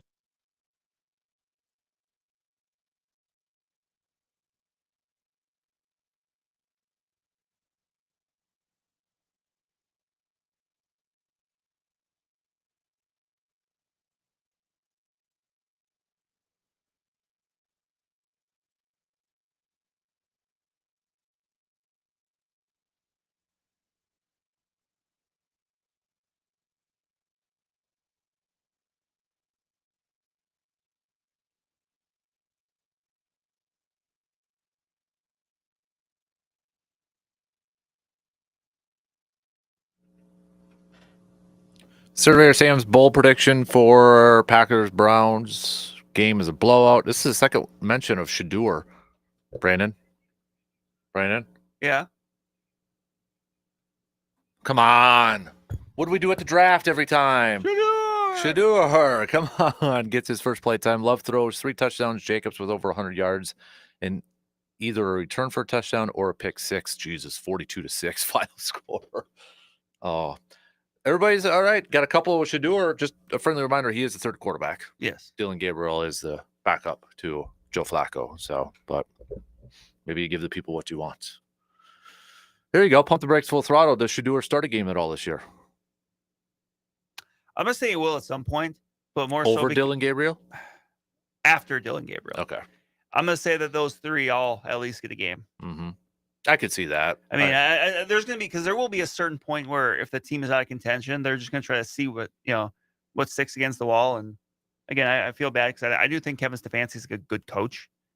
That's just a very tough situation. Yeah. He was dealt a bad hand between the Deshaun Watson stuff and then just some other Cleveland things. But I think all 3 of those guys, I mean, obviously Flacco already has, but I think 3 of those guys make starts at some point this year. Mm-hmm. Yeah. Of those 2 and then Jackson Dart, who starts the game first? I'm going to go Gabriel.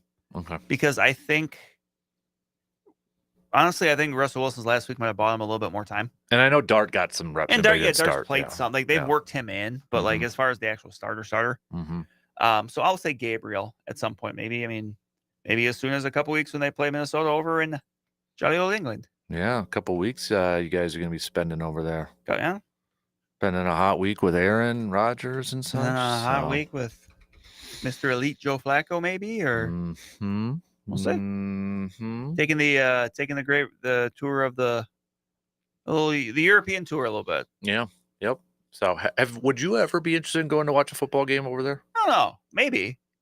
Like, because I think is it next year or the year after that Wisconsin plays? Yeah. In Dublin, they play Pittsburgh. I would, if I could get over my fear of going across the ocean and that, I'd be interested in something like that. Yeah. Because I want to go find the Loch Ness Monster and become famous. It'd be kind of nice to see somewhere you probably haven't been before, and then do it. Because I want to find the Loch Ness Monster and become famous finally. Take a picture and Finally video. Be famous. Finally be famous and find the Loch Ness Monster. Yeah. I mean, my Loch Ness Monster stole my tree fitty. What? That's South Park reference. Oh, okay. The Loch Ness Monster stole my tree fitty. I have no idea what that is. I'll explain it to you off there. Yeah, yes, please do. So I don't watch cartoons. Packers Browns this Sunday. When we look at this game, and obviously, I think a lot of people, when you look at the Browns, they see 0-2. They see they gave up 40-some points to the Ravens last week, but you don't look at it. If you don't look at it deeper, you probably just assume the Ravens dominated all day, and that wasn't the case offensively. I mean, they held Derrick Henry to 20-some yards on the ground. It was just turnovers, giving the Ravens a short field. Like that's, and you look at first 2 weeks of the season, the Browns are tops in run defense, third in pass defense. So I'll be honest. I look at this matchup, Brandon, and I see, is it going to come down to Packers offense versus this Browns defense? Because I feel like the Packers defense is going to dominate the Browns offense. I could see this being a low scoring, maybe at times frustrating game if you're a Packers fan. I see it as being a game where, I think the Packers will win. Spoiler alert for our picks next hour. But like maybe a game where like the Packers are in control, but it takes them a while to pull away. And that's kind of annoying. Yep. A game that's like, it feels like, okay, Green Bay's winning this. Those. Yeah, like it's never a doubt they're going to win. But it goes into the quarter and it's like the fourth quarter and it's like 20-10. Yeah. And you're just like, man, like it feels like it's more than it should be. And then the Packers score a touchdown. And then, they win by 16 or 17 or whatever. But like, because the Browns defense is legit. Yeah. That's kind of the thing with this team is like their defense is legit. So, it'll just be a challenge for the Packers. Like it's a different one because, the Lions and Washington were both playoff teams a year ago. Good teams. They have good defenses, but this Browns defense is very, very good. So it's almost a different challenge where it's like you're not trying to get yourself up for playing a really good team. It's like you're getting yourself up for playing a bad team that does something well. Yep. And to me, that's a little bit different. No, I agree, and I'm really concerned about.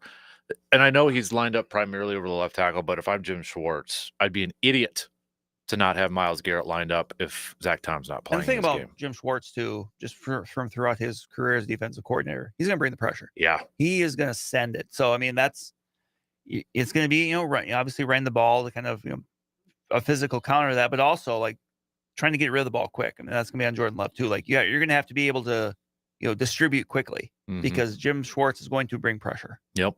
No, I completely agree.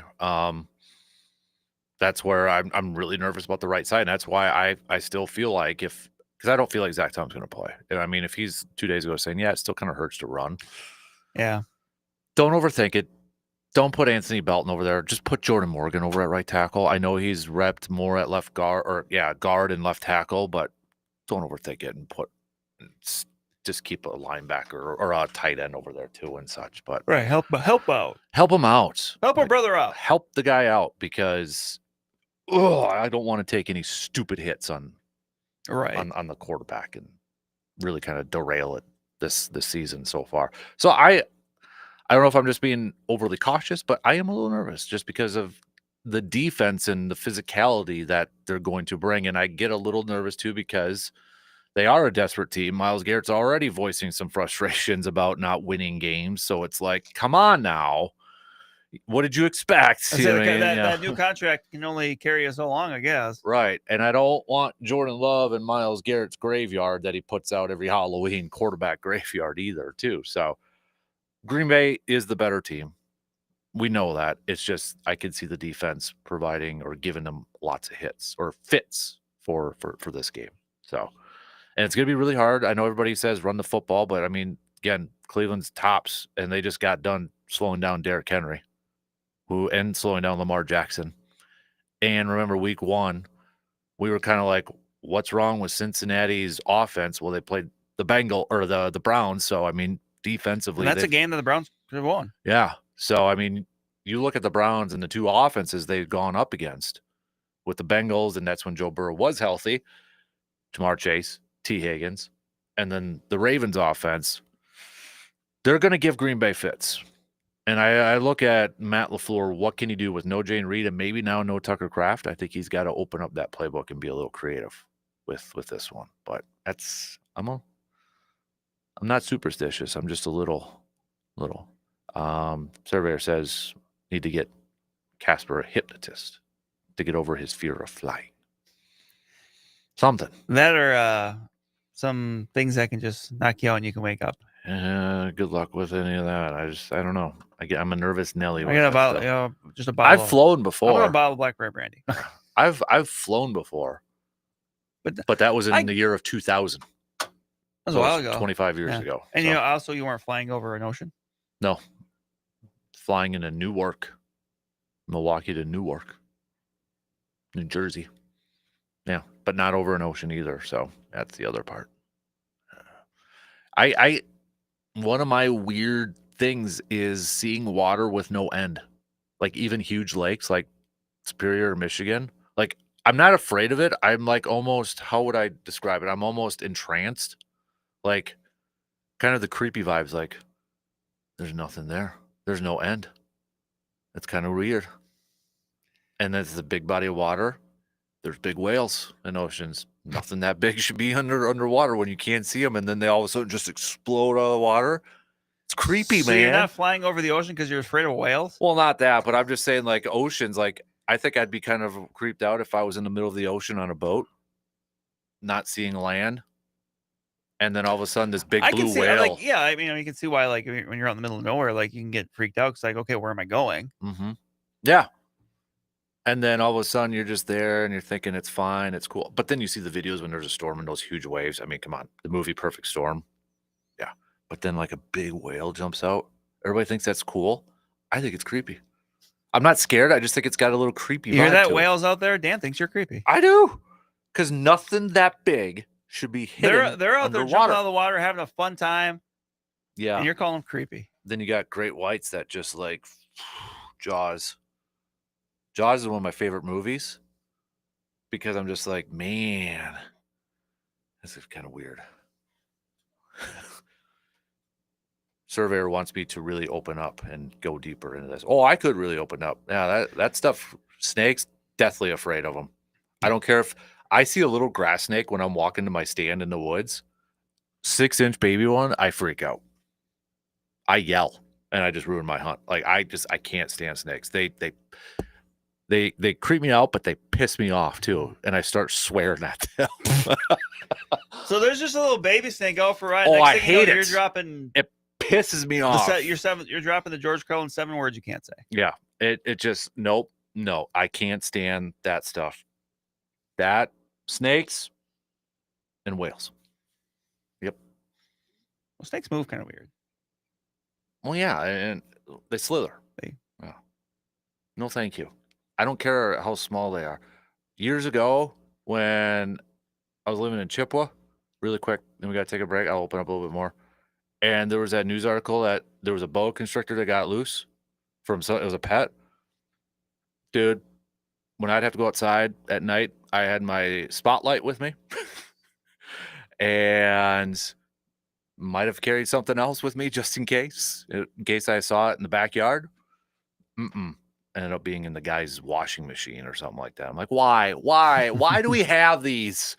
Why? I'm protecting my dog. So no. All right. Enough of that. Let's take a break. It's really hot in the studio too. For crying out loud. Can we get this figured out? All right. We'll be back. Are so hot. Yeah. All right. We'll be back in a little bit.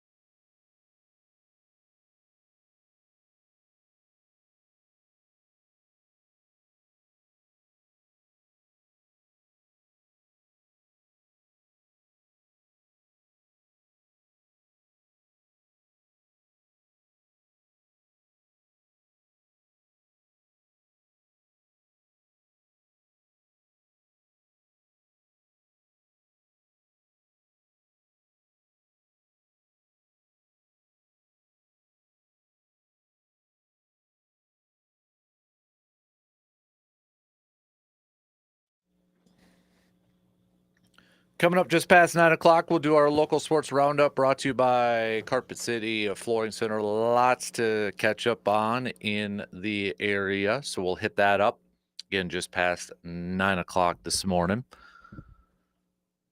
Heading into week 3 of the NFL season, officially began last night with the Buffalo Bills taking down the Miami Dolphins.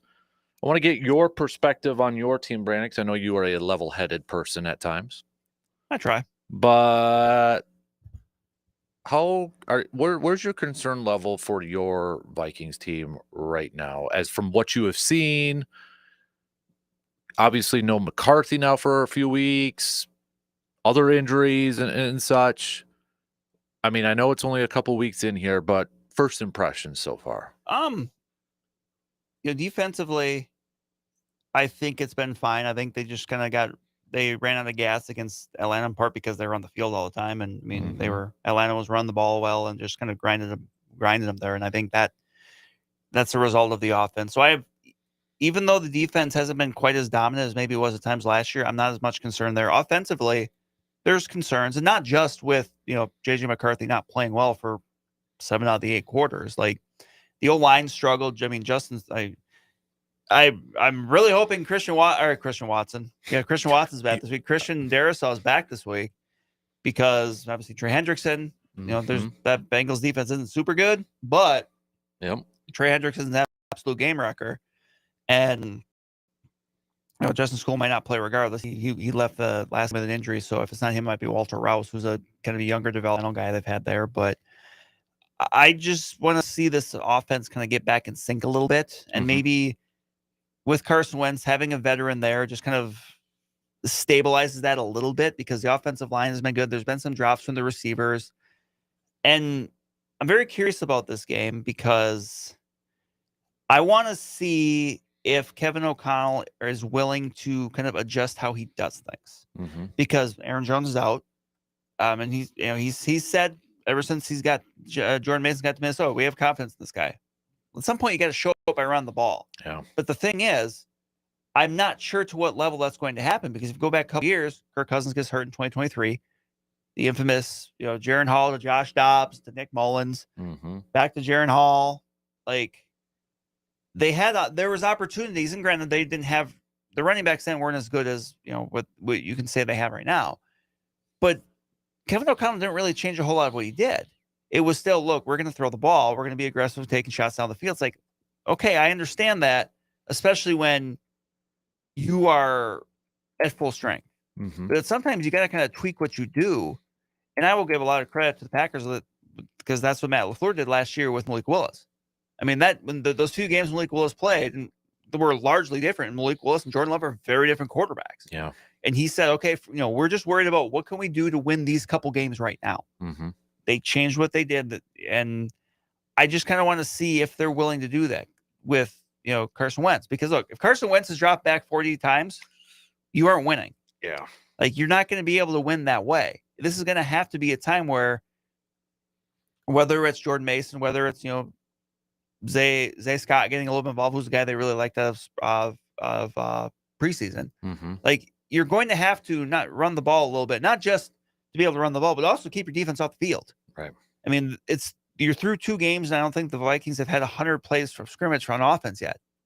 Like that has to change because otherwise you're just going to keep wearing out your defense. Yeah.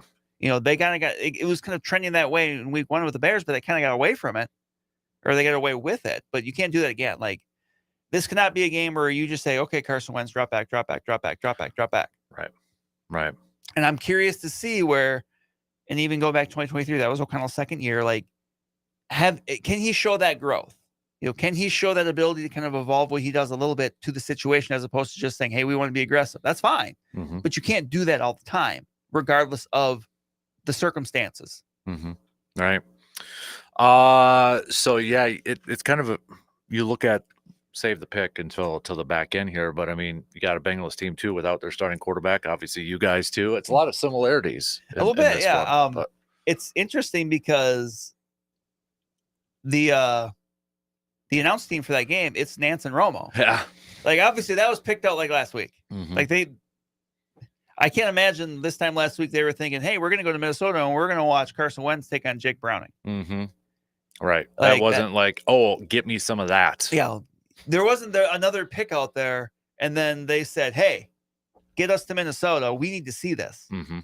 But what I will say about Jake Browning is, like, Jake Browning has been with the Bengals for a while. He's actually a former Vikings quarterback. He was back up there for a while. He's kind of found his niche a little bit. Like, this is a guy that knows what he's doing there. Like, he knows the offense. And Zach Taylor, when they played a couple years ago in Cincinnati late in the year, that was actually a game Jake Browning started. Mm-hmm. And he had some success. Like, Jake Browning, he knows the offense, and they're going to tweak it a little bit more to him. Obviously, you're going from Joe Burrow to Jake Browning. You should change a little bit of what you do. Those two guys are not comparable. Mm-hmm. But, I think you're going to see more of getting rid of the ball quick. A little more quick game just to get the ball in the hands of T. Higgins, to get the ball in the hands of Jamar Chase. And it's going to be on the Vikings to kind of adjust that defense accordingly. Yeah. There's going to be some opportunity for some turnovers, probably both ways. I think it's just going to be a matter of who actually takes advantage of those, by scoring off turnovers. Maybe who's the one that get punched in the end zone when you get a big interception or fumble recovery as opposed to kicking a field goal. Mm-hmm. Yep. All right, we got to take our final break here. Talk some college football coming up next before we get to a little local sports roundup. We'll be back in just a couple minutes.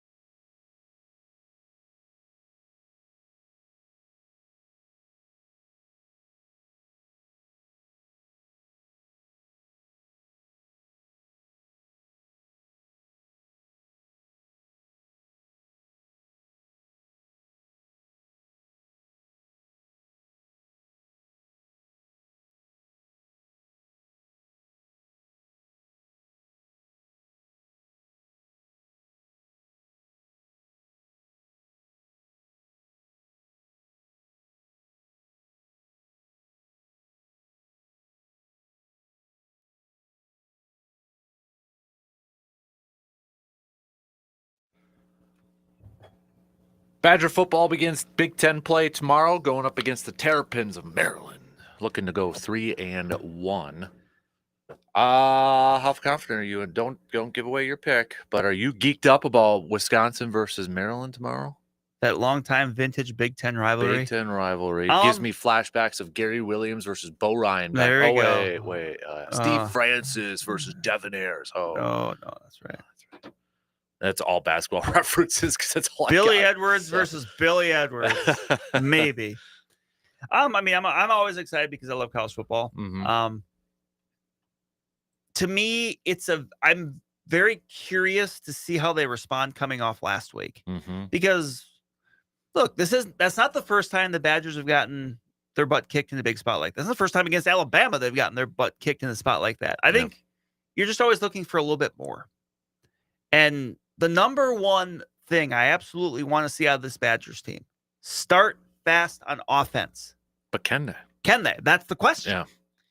You want to see it, but are they able to do it? Mm-hmm. Like I don't think it's a lack of talent, but it just seems like under Luke Fickell, and I guess you can even go back to that last year under Paul Christ. It just hasn't happened. Like I'd like to know the last time the Badgers came out and scored a touchdown on their first 2 drives. Yeah. I mean, I'd have to probably just go back and Surveyor. You're not doing there that. goes Surveyor. Yeah. Or even just a touchdown and a field goal. Mm-hmm. It just always seems like it's such a grind. Mm-hmm. Like they'll even in the non-conference games, like just to pull away. But the Middle Tennessee State game, that was a close game at the half. Mm-hmm. The opener of Miami, that was a close game at the half. Like just come out, and more importantly, with it being at home, come out and give the fans something to get into it. Mm-hmm. Suddenly you're up, say 10-0, and I guarantee you get up 10-0, that fan base will come alive. Mm-hmm. We've seen it in the past, but early in the game, early in the game. Yeah, give them a reason to be excited in the first quarter. Mm-hmm. Like that's the number one thing I want to see, because look, it has to happen at some point. It has to happen because just the odds say it has to happen. It also has to happen because if you're going to win some games, and this is one of your more winnable games on your conference schedule, it has to happen. Yeah. If you drop this game, suddenly that path. I mean, look, I went on record saying I said I think they'll win 6. The line was 5.5, and it was an excellent line because. Yep. But I think they'll win 6. But if they're going to, this game they got to get. I was going to say if they win 6, they have to win this one. This is the one they have to get. Yeah. But then it begins just the crucial stretch of games. Yeah, October is a gauntlet for them. Mm-hmm.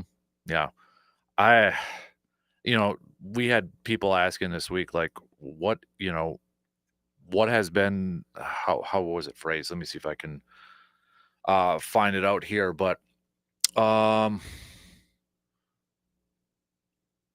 essentially it's like, why, what has been this big drop off, the big reason why it's been this big drop off, and is it, would it be because part of it is, when Luke Fickell came in, they tried to change the identity a little bit, and it's kind of set them back a little bit. Yeah, I think so. But also, like, the thing, and it was very obvious last week, but it's kind of been that way for the first 2 weeks. Like, it is still absolutely stunning for me to see a Badgers football team where the offensive line isn't good. Yeah, we had a lot of people talk about that too. Like, I do think that there's talent in the backfield. Dylan Jones, Darian Dupree, like. I do think those running backs have talent. I think the receivers, Vinny Anthony and Trechka Kahuna, like, I think those guys are talented. It's just, and injuries is part of this, but it is just so jaw-dropping to see how much this offensive line has struggled to give any of those guys space. Yeah. The question was, like, what are they doing differently under Luke Fickell than what they were doing under Paul Christ or even Jimmy Leonard at that point? Yeah. But that was even something, like, I even kind of thought, like, even in that last year or two of Christ into Leonard when he was the interim coach, like, even then I thought, like, the offensive line had taken a step back. Yeah, they just weren't as dominant running the ball or even just like providing pass protection. Like, I just don't know what it is. Just right now, like, it's not there offensively. Like, that was always literally like the thing you could count on with the Badgers. Well, they're gonna be able to run the ball. Well, they're gonna be able to be they're gonna be tough in the trenches. Like,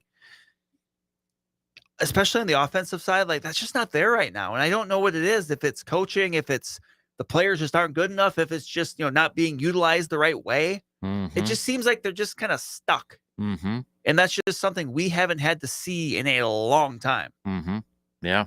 And I mean, I don't know what it's going to look like in the next couple of years. Right. Like, and We it's don't not know. because it's not like they're not getting recruits. Like, it's just tough to put the finger. And I'm not just going to point the finger and say, well, it's Luke Fickell. It's like, well, I don't know. Like, at some point, the kids have to play too. Right. Like, I just think it's a combination of things, and that's what makes it hardest to diagnose Mhm. because it's not just one simple thing. Right. Okay. So if they do lose on Saturday, what does it mean? It means that I think you're going into a bye with a lot of chatter.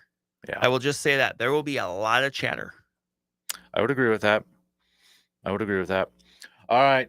Shot clock's going to cut us off. So coming up in the final hour, we're going to kick it off with a little local sports roundup. Lots to catch up on here. I know we had some games last night. Regis picking up a win. We've got Memorial versus North going at it tonight too. So volleyball action, lots to catch up on. We got some news updates, and we'll be back in just a couple minutes.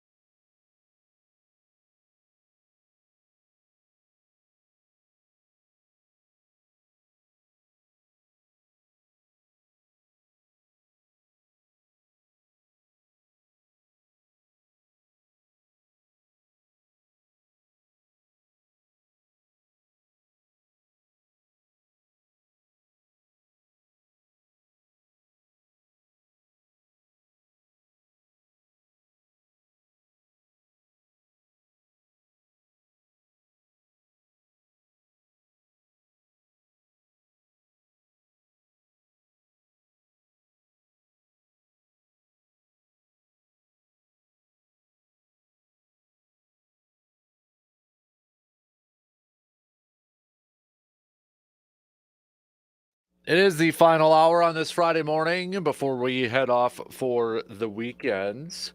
Hey, going on right now, it's the 5th annual Kegs and Eggs, the kickoff to Oktoberfest at the Northern Wisconsin State Fairgrounds in Chippewa Falls. So if you're up and at it and you're like, man, I could maybe go for a little breakfast or such, that's what Kegs and Eggs is all about. So it's going on from right now till 10:45. It's the Oktoberfest kickoff, breakfast, brats, beer, polka, first 20 people. I imagine probably 20 already came in there, but you never know. Started at 8 a.m. But attendees will get free breakfast and one free drink ticket while supplies last. But the first 20 people will get free entry to Oktoberfest. Free donations for 4-H and Oktoberfest are encouraged. And again, this is going on this morning until 10:45. Shout out to Savita, Amundsen's Appliance, and our good friends at Mike's Star Market. And then Oktoberfest going on today and tomorrow. You can head to our websites, and we got the icon there. Click on that for scheduled events and more details for the 22nd annual Oktoberfest. We're going to get back to some more football talk coming up here in a little bit. We've got picks coming up at the back end of the hour. We'll get back to some more baseball talk as well as the Brewers. Now, single digits left in the regular season. Just 9 games to go after sweeping the Angels last night. Mizorowski's going to get the start tonight. Then it's Patrick. Then it's a TBD after that. So I imagine that's because Quintana getting put on the injured list. So, but we'll throw a little bit of that chat in there. Hey, also don't forget too, because we're kind of revamping the Man Cave podcast. Get the new podcast cover art, which the best person on there is Brandon. We did get requests. Everybody could tell it's you. Oh yeah. And everybody's like, where's the hams? I was actually going to ask why the can is red, not blue. And if you can find a way to make that can baby blue. First of all, I can't put other brands on there. Okay. I could have put a Man Cave light. You can make it yellow then. Yeah. Make it yellow for Man Cave light. On there. I could do that. Yeah, you could do that. I didn't even think of that. But there you go. Kind of revamping it up because I'm gonna have some co-hosts, and I love chatting with Brandon. He's my good buddy. So, and we always have some good times on there. So, gonna do a little bit more of that. So make sure you're following, subscribing, and I bought myself a new camera so we can do videos with it too. Hey! So we're gonna have some fun with that. So make sure you're following, subscribing on Apple, Spotify. If you got a few seconds, 5-star rating and a nice review on Apple, because it helps the algorithm aliens out there spread the word about the podcast.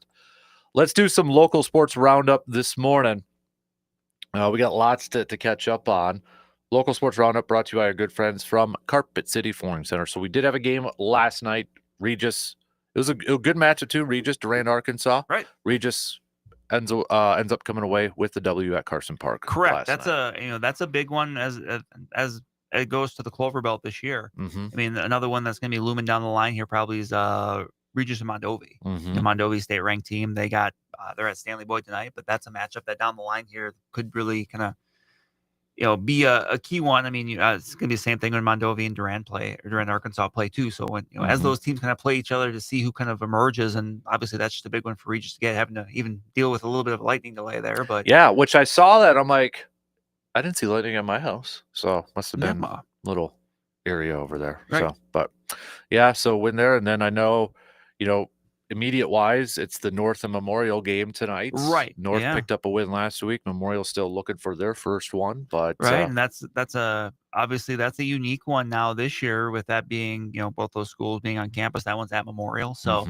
kind of a unique environment. Yep. I think we talked about it a little bit last week, but just not having that usual Carson Park environment, it's gonna be a little bit different. Whereas I'm sure that game, no matter who the home team was, always kind of felt like more of a neutral site game, right, or a home game for both teams, right. But still, I mean, you're going to still have people that obviously travel, and that's going to. I'm very curious to see how that feels, just kind of environment wise, because and look, that's a game, that's a gettable one for both of them. You mentioned North coming off the big win over Superior. Oakland Memorial, they've been competitive. I saw them a few weeks ago when they played Chippewa Falls. That was a game where they were competitive there. Like, that's a team that's hung around with some good teams here so far this year. Hudson earlier on in the year, and Stevens Point. So, that's I don't think you're going to have any shortage of motivation or want to from either of those teams. That should be a fun one, I think. Right.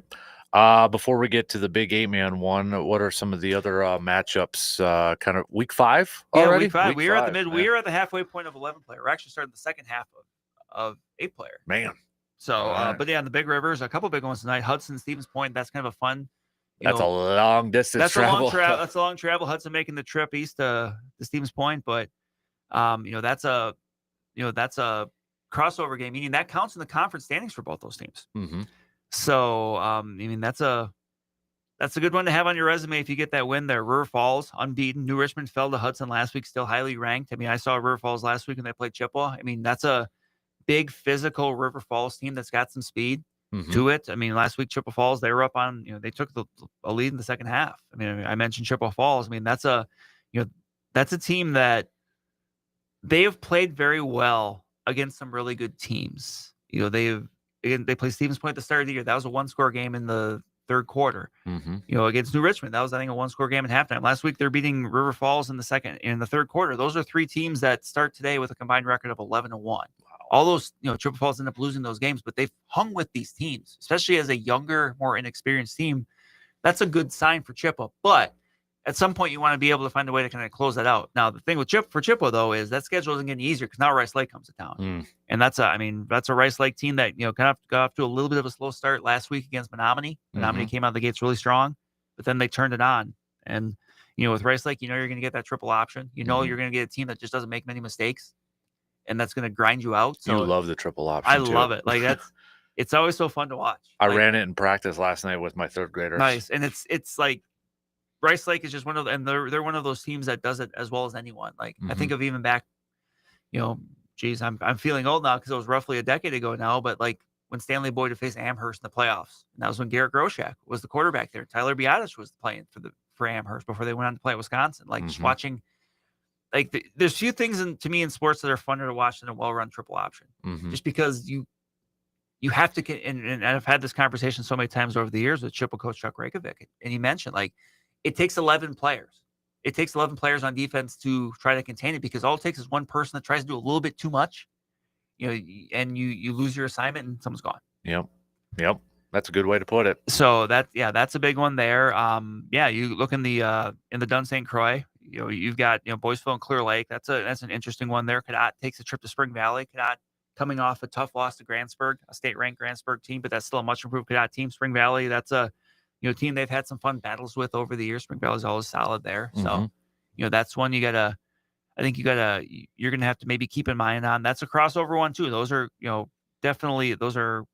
that's a non-conference game kind of, but it counts towards the conference standings. So, that's one to keep an eye out.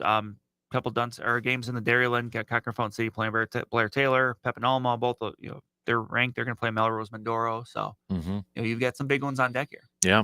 And then the big one, which, I mean, I got somebody sent me a message about it on, I think, Saturday morning. I'm like, yeah, we know, about it, but it's a big one, and the one that you're going to be at. That's tonight. where I will be tonight. Yeah, McDonald at Gilman.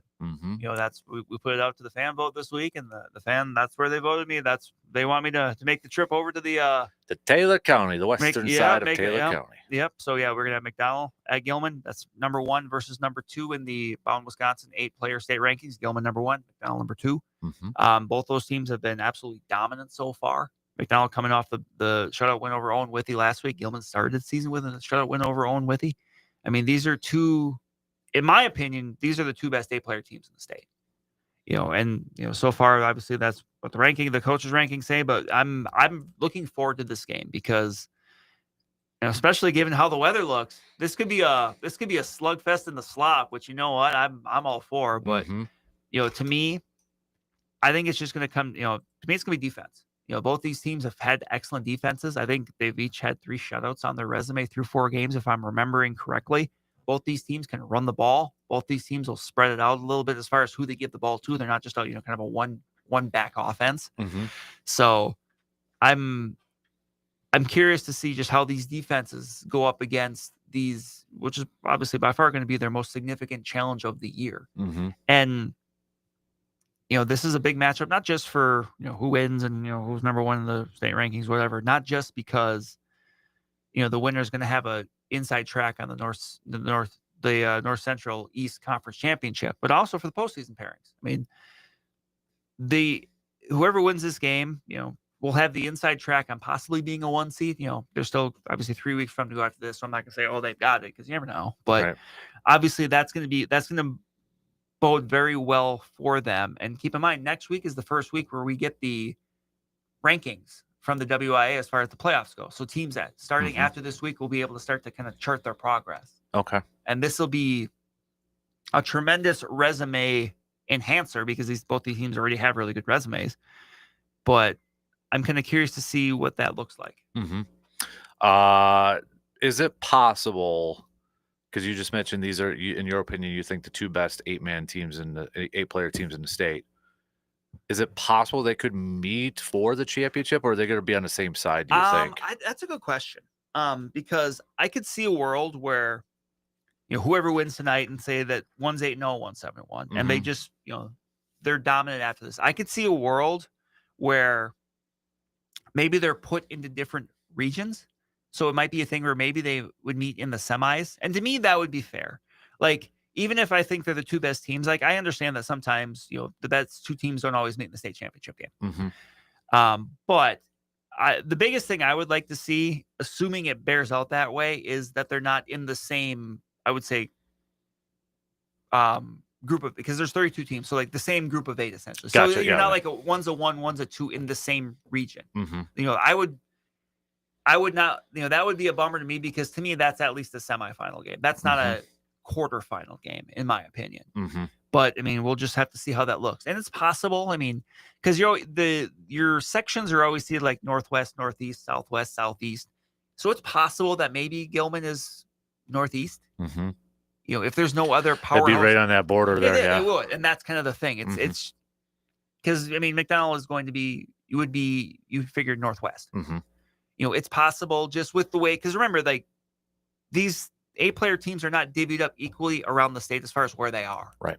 You have a lot in the northern part, a lot in the northern west. You have a fair amount in the northeast too, but like, you don't really have much like in like the southwest, the southeast. So it's kind of, it may not always look the way it is on paper, but if they could do that when that time comes, if that's how that scenario played out, I would hope they could try to find a way to do that and just make sure that your best teams are a little bit more split up. Moving on, how about volleyball wise? Volleyball, this is kind of a first week. I think you're really seeing all of these conferences get underway. I mean, the Big Rivers, East Lakeland, I think the Dunn St. Croix, I think they had gotten underway already, but this Tuesday night was the first night of conference play for the Clover Belt for the West. A couple big ones right off the bat. McDonald picking up the 4-set win over Stanley Boyd. That's where I was Tuesday night. That was a big time. I mean, that had the feel of a playoff game. And it was, the middle of September. Stanley Boyd came out strong, took the first set. McDonald kind of rallied and, grabbed the final 3. Earlier on this year, they played over at the UW Stout Sproul and Menominee. Stanley Boyd won that one. So, but that was a really good one to start off. Regis picking up the win over Elk Mound, who, if you have not heard me mention this up, Elk Mound now in the Western Clover Belt. So, they jump in there. Bloomer picking up a 5-set win over in Fall Creek, an exciting matchup. And then Canot starting with a straight set win over Thorpe. So, you fast forward to last night, Hudson picked up the win over Chippewa Falls in Big Rivers play. I mean, I think there, as it kind of goes on, River Falls is kind of still the team to beat there. I mean, they won the Sprawl earlier. They're still an excellent team. I mean, they bring back some of those players that helped them get to state last year. I think they're a favorite there still, but I mean, they're going to face some good contenders. Hudson's a good team. They've already got a win over Chippewa. I think Chippewa Falls is an improved team from last year. So, I mean, that's going to be interesting, not just for the regular season, but also once we get to the postseason, because, that Division I sectional outside of, a couple of years ago when Chippewa Falls won, I think it's 2022, to go to state for the first time, that section has run through River Falls. That's just a continually awesome program. Right.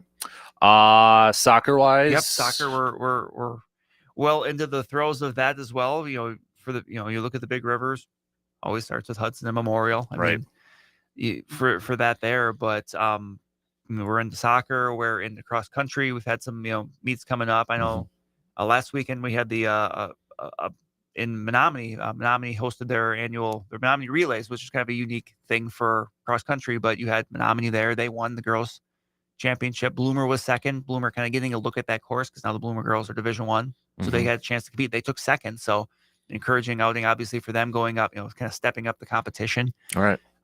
tennis is underway. I spent some time last night at Chahai. Triple Falls picked up a 5-2 victory over New Richmond. They've got a few Big Rivers wins under their belt, which they've got some.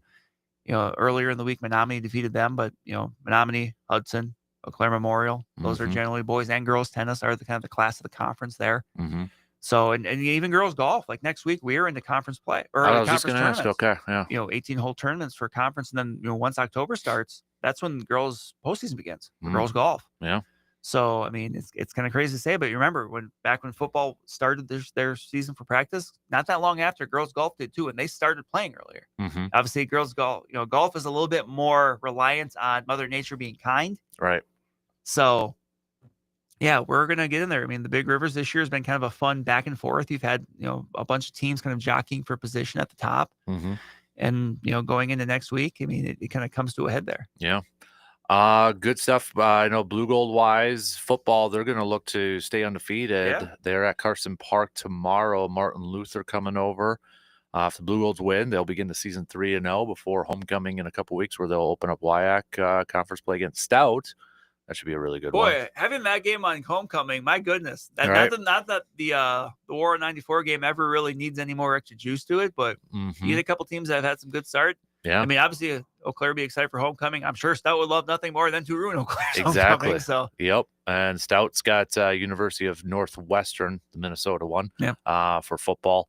But also a reminder tonight as well, Blue Gold Volleyball, who they're riding, I think it's up to 11 now, 11 game winning streak, 11 match winning streak. They're a top 25 team. They're home at the Sonotag against the number 1 team, Whitewater. Free admission to anybody because they want to set the Division III attendance record for volleyball. Yeah. So if you haven't been to the Sonotag Center or you want to watch a good matchup, good chance to get out and see it. Yeah, because even though it's like number 1 Whitewater, Blue Golds are a top team in the country too. But if that thing gets packed to where they set the record, that's a game changer. And just in general, like to me, volleyball is like one of the best spectator sports when it comes to like people getting into it. Like it's, there's few sports to me that are better, that are fun to cover when you get like I said, Tuesday when I was in Stanley for Stanley Boyd and McDonald, like there's few sports that like when you have two really good teams kind of going back and forth and the ebbs and the flows of a game, the ups and the downs, like the emotional of it, like volleyball ranks really high up there. And then you take it to the next level. If it's college, these are two elite teams in from a great conference. Like, no, that's one if you can get out to. Yep, you should do it. Especially for free. It'll be worth your time. And I know they got some stuff playing tailgate wise. I think the band's playing and such. So they're going to go all out for this thing tonight. So that's your local sports roundup, brought to you by Carpet City Flooring Center. Let's take a quick break. Got a lot more, though, to finish up this final hour. We'll be back in just a couple minutes.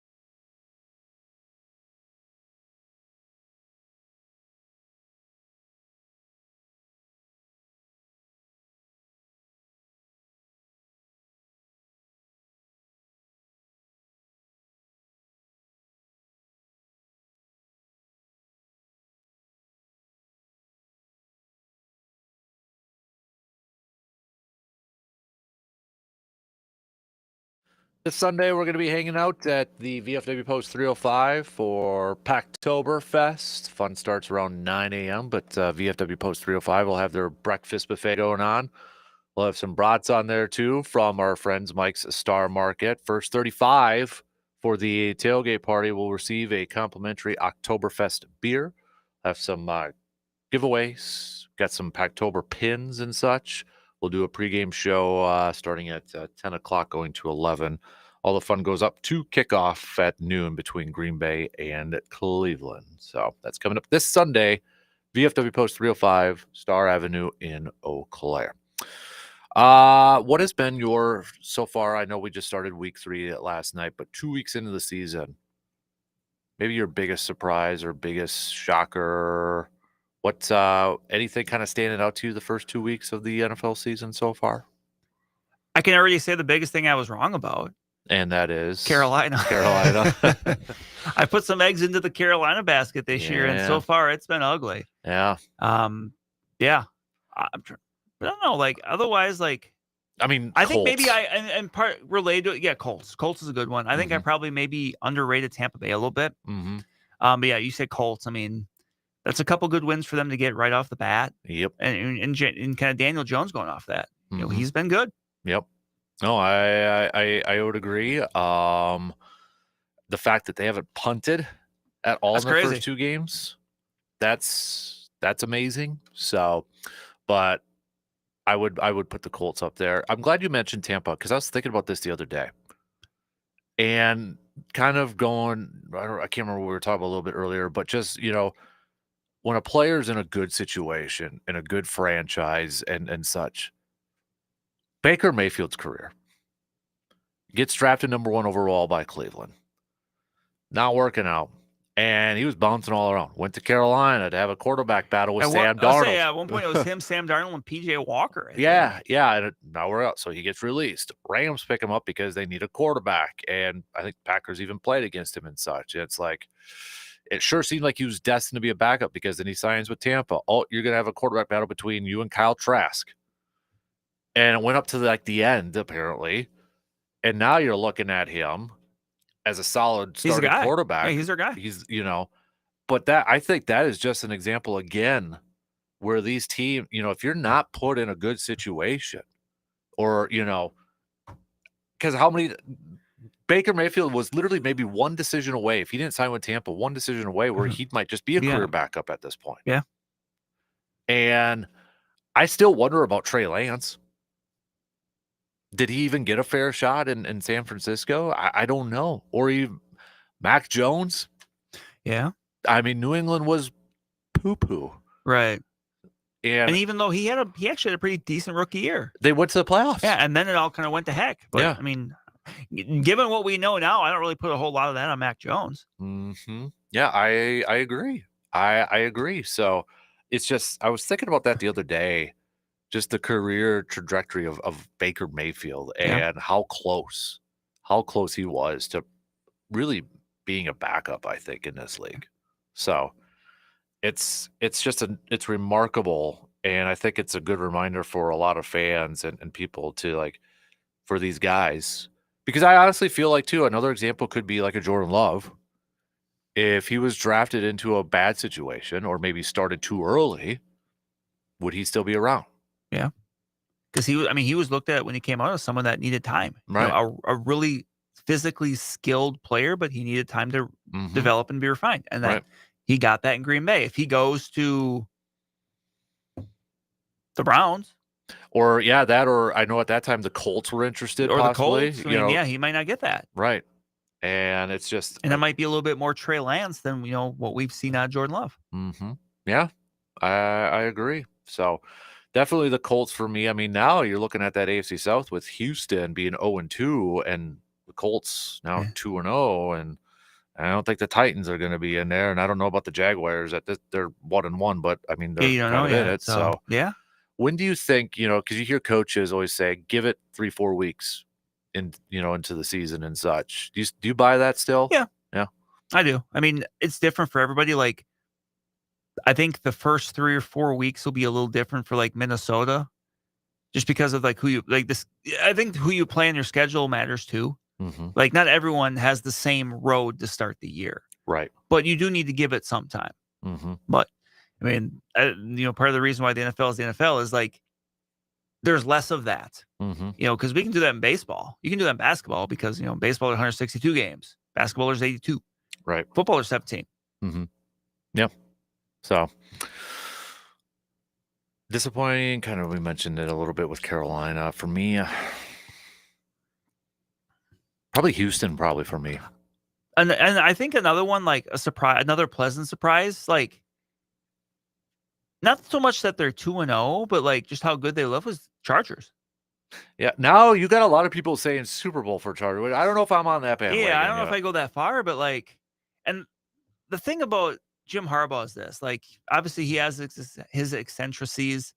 He's a guy that maybe doesn't coach somewhere a long time because maybe he kind of it burns out after a while. But the guy can coach. Yeah. There's no doubt he knows what he's doing when it comes to coaching football. Like, he's always going to have his team, whether it's college or pros, like playing a physical brand of football that sometimes teams just struggle to match up with. Mm-hmm.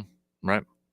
I don't agree with Cowherd's statement earlier this week.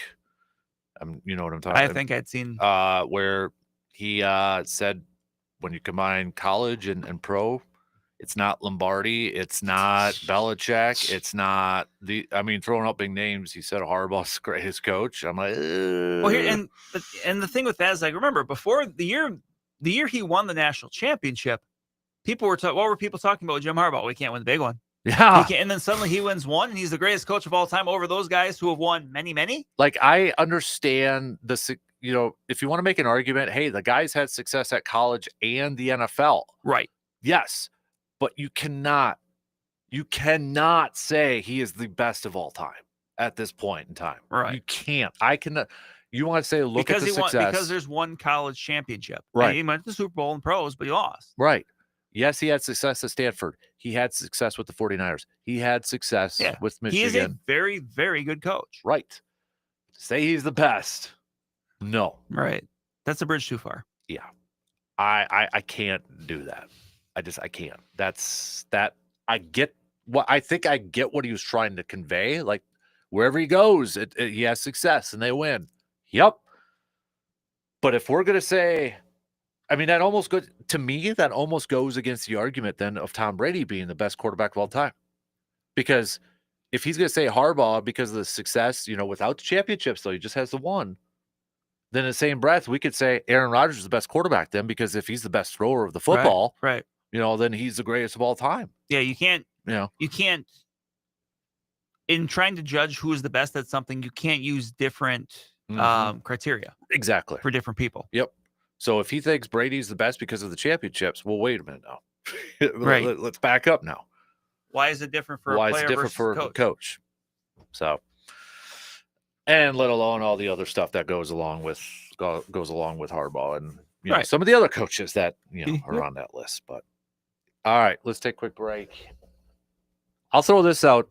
Peter texted, so I'll throw this out to Packers fans. Who would you rather have, Jordan Love or Baker Mayfield? I'll throw that out to fans. So, quick break. We'll be back in a little bit.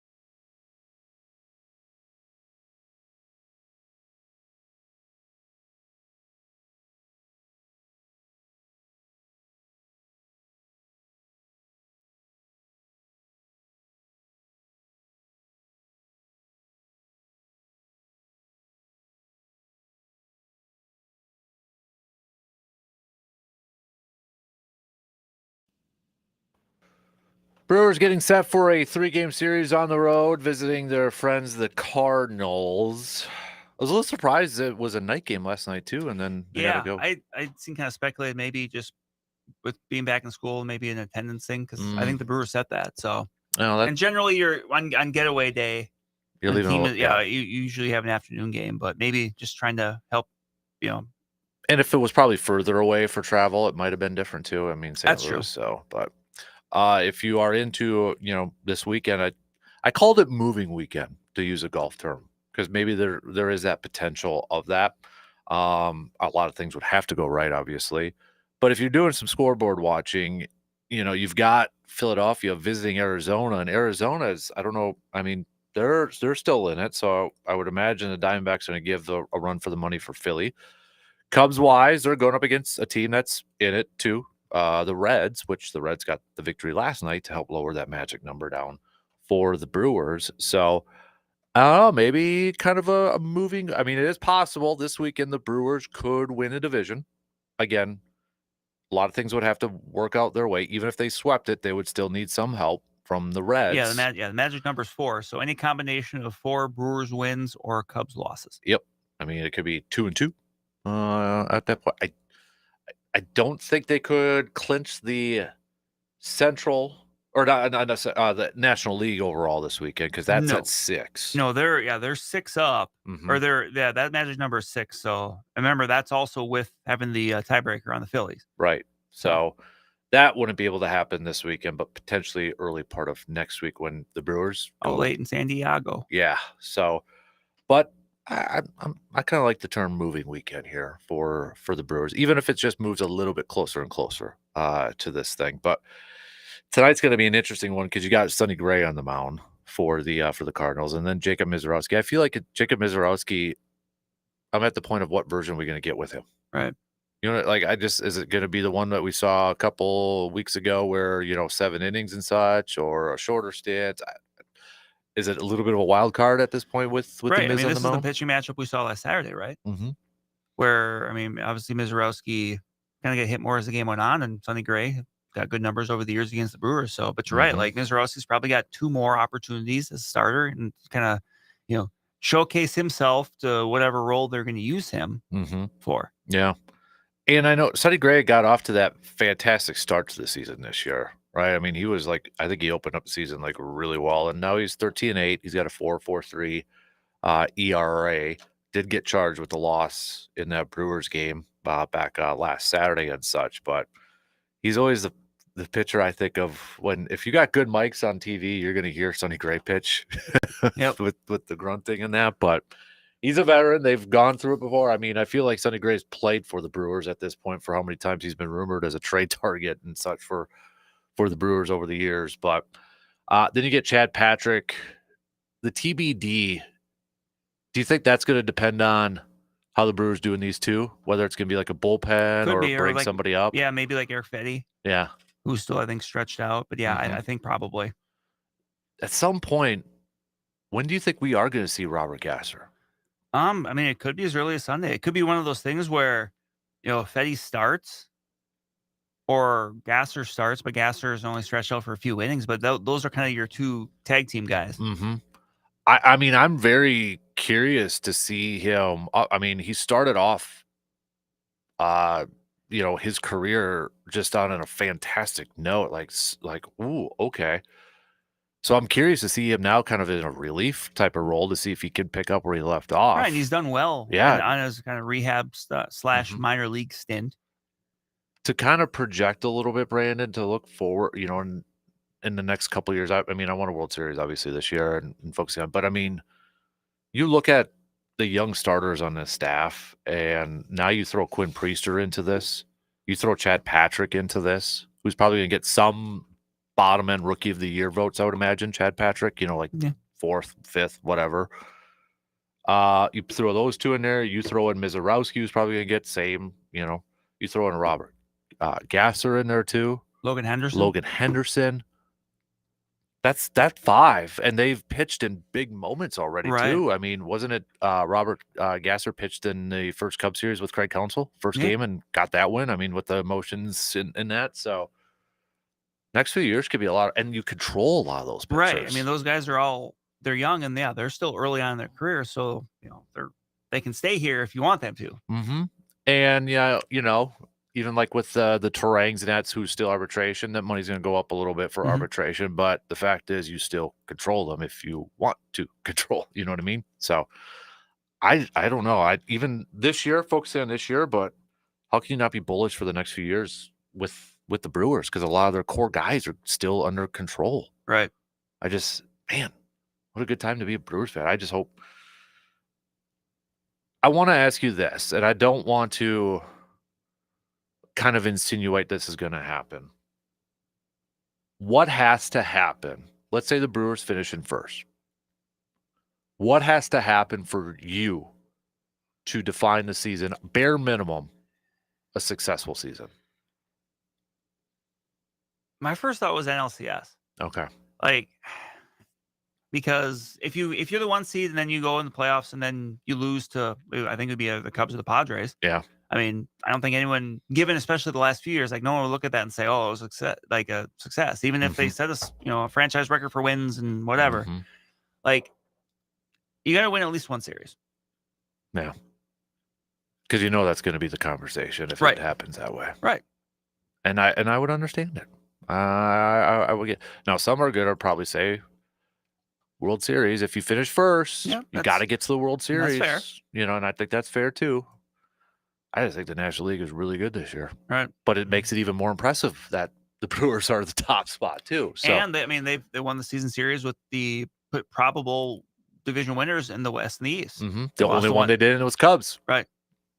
They hold the tiebreaker. I guess we'll see about the Padres. If I remember correctly, the Padres won the series when they played earlier. Mm-hmm. So they got a chance to we'll see. Correct that ship, if you will. So, all right, let's take our final break because we got a lot of picks to make. We've got baseball picks. We've got NFL picks. We've got college football picks. All that. Let's do that. So our final break, and then we're out of here after we make some picks. Stick around. We'll be back in just a couple minutes.